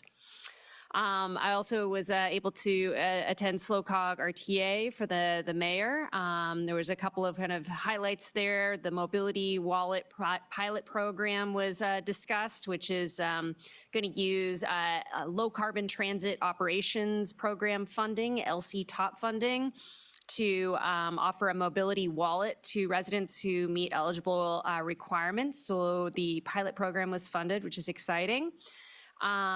And the Regional Road Safety Action Plan, which is kind of like our Vision Zero that we're doing as a city, but it's going to be analyzing historic crash data to identify patterns, risk factors, and contributing factors to crashes to try and make our roadways safer county-wide for all users, which is really awesome. And a total side note, but got to go to Live Oak, which was awesome, and yeah, highly recommended. Support your local public radio. That's awesome. Thank you. Councilmember Marks. Thank you. Yeah, well, tomorrow the Air Pollution Control District is meeting at 9 o'clock, a little less than 12 hours from now, and we're talking about the budget. Surprise. Yeah, which is balanced, and it looks pretty good. On the 11th, the Integrated Waste Management Authority Board met, and we elected Jim Guthrie to be the president, and Naveed Fordanish from the Templeton CSD to be the new vice president. So I'm not on the executive committee anymore. But what we also did was hire Kobe Sky to be the new Integrated Waste Management Authority Executive Director. He's going to start July 7th. And I did send you around to council and staff the announcement. But for the public, I just wanted to say that he's a Deputy Public Works Director for Los Angeles County. He has a background in civil engineering. He is a civil engineer, and he also has a master's in public administration from Long Beach State. He's a subject matter expert in all things having to do with solid waste and recycling. But he's worked his way up and has worked for the county for 20 years. He's really been trying to figure out a way to move to San Luis Obispo County. So this is a really good fit for everybody. He is the CRRA vice president. That's the professional organization for people who are involved with recycling and solid waste. So Peter Crone knows of him, has met him a couple times, voted for him to be vice president. So probably next year he'll be the president of the statewide organization. So he's a really nice guy, and he will be, our next board meeting is August 13th, so he's got some time that he's going to be able to start meeting people, and I hope at some point he'll come to the city council, give a presentation or something like that. On the 13th, I went to the Grizzly graduation. I think Michelle Schurzman, you were there too? Were you there too? You didn't make it? It was, as usual, really moving and exciting. And Charles Bourbeau, the mayor of Tascadero, gave the talk, and he was the chief financial officer for the western half of the National Guard for 8 years and stationed at Camp San Luis, which I didn't know because I just know him through council stuff. And then on the 15th, I went to the Cal Poly graduation, and my grandson Ethan graduated in civil engineering. It was really exciting and very well done, I have to say. So really good stuff all around. Thank you. Awesome, thank you. Councilmember Boswell. Thank you. Also attended the food bank open house. It was a lot of fun. They throw a good party there. But more importantly was the opportunity to recognize the incredibly important, absolute necessary work they do to feed people in our communities. Is there anything more important you can do than feed other people? I'm not sure, but so that was wonderful to be there. I went to the ribbon cutting for the Artisan Apartments, which are next to the Creamery, our newest housing in downtown San Luis Obispo.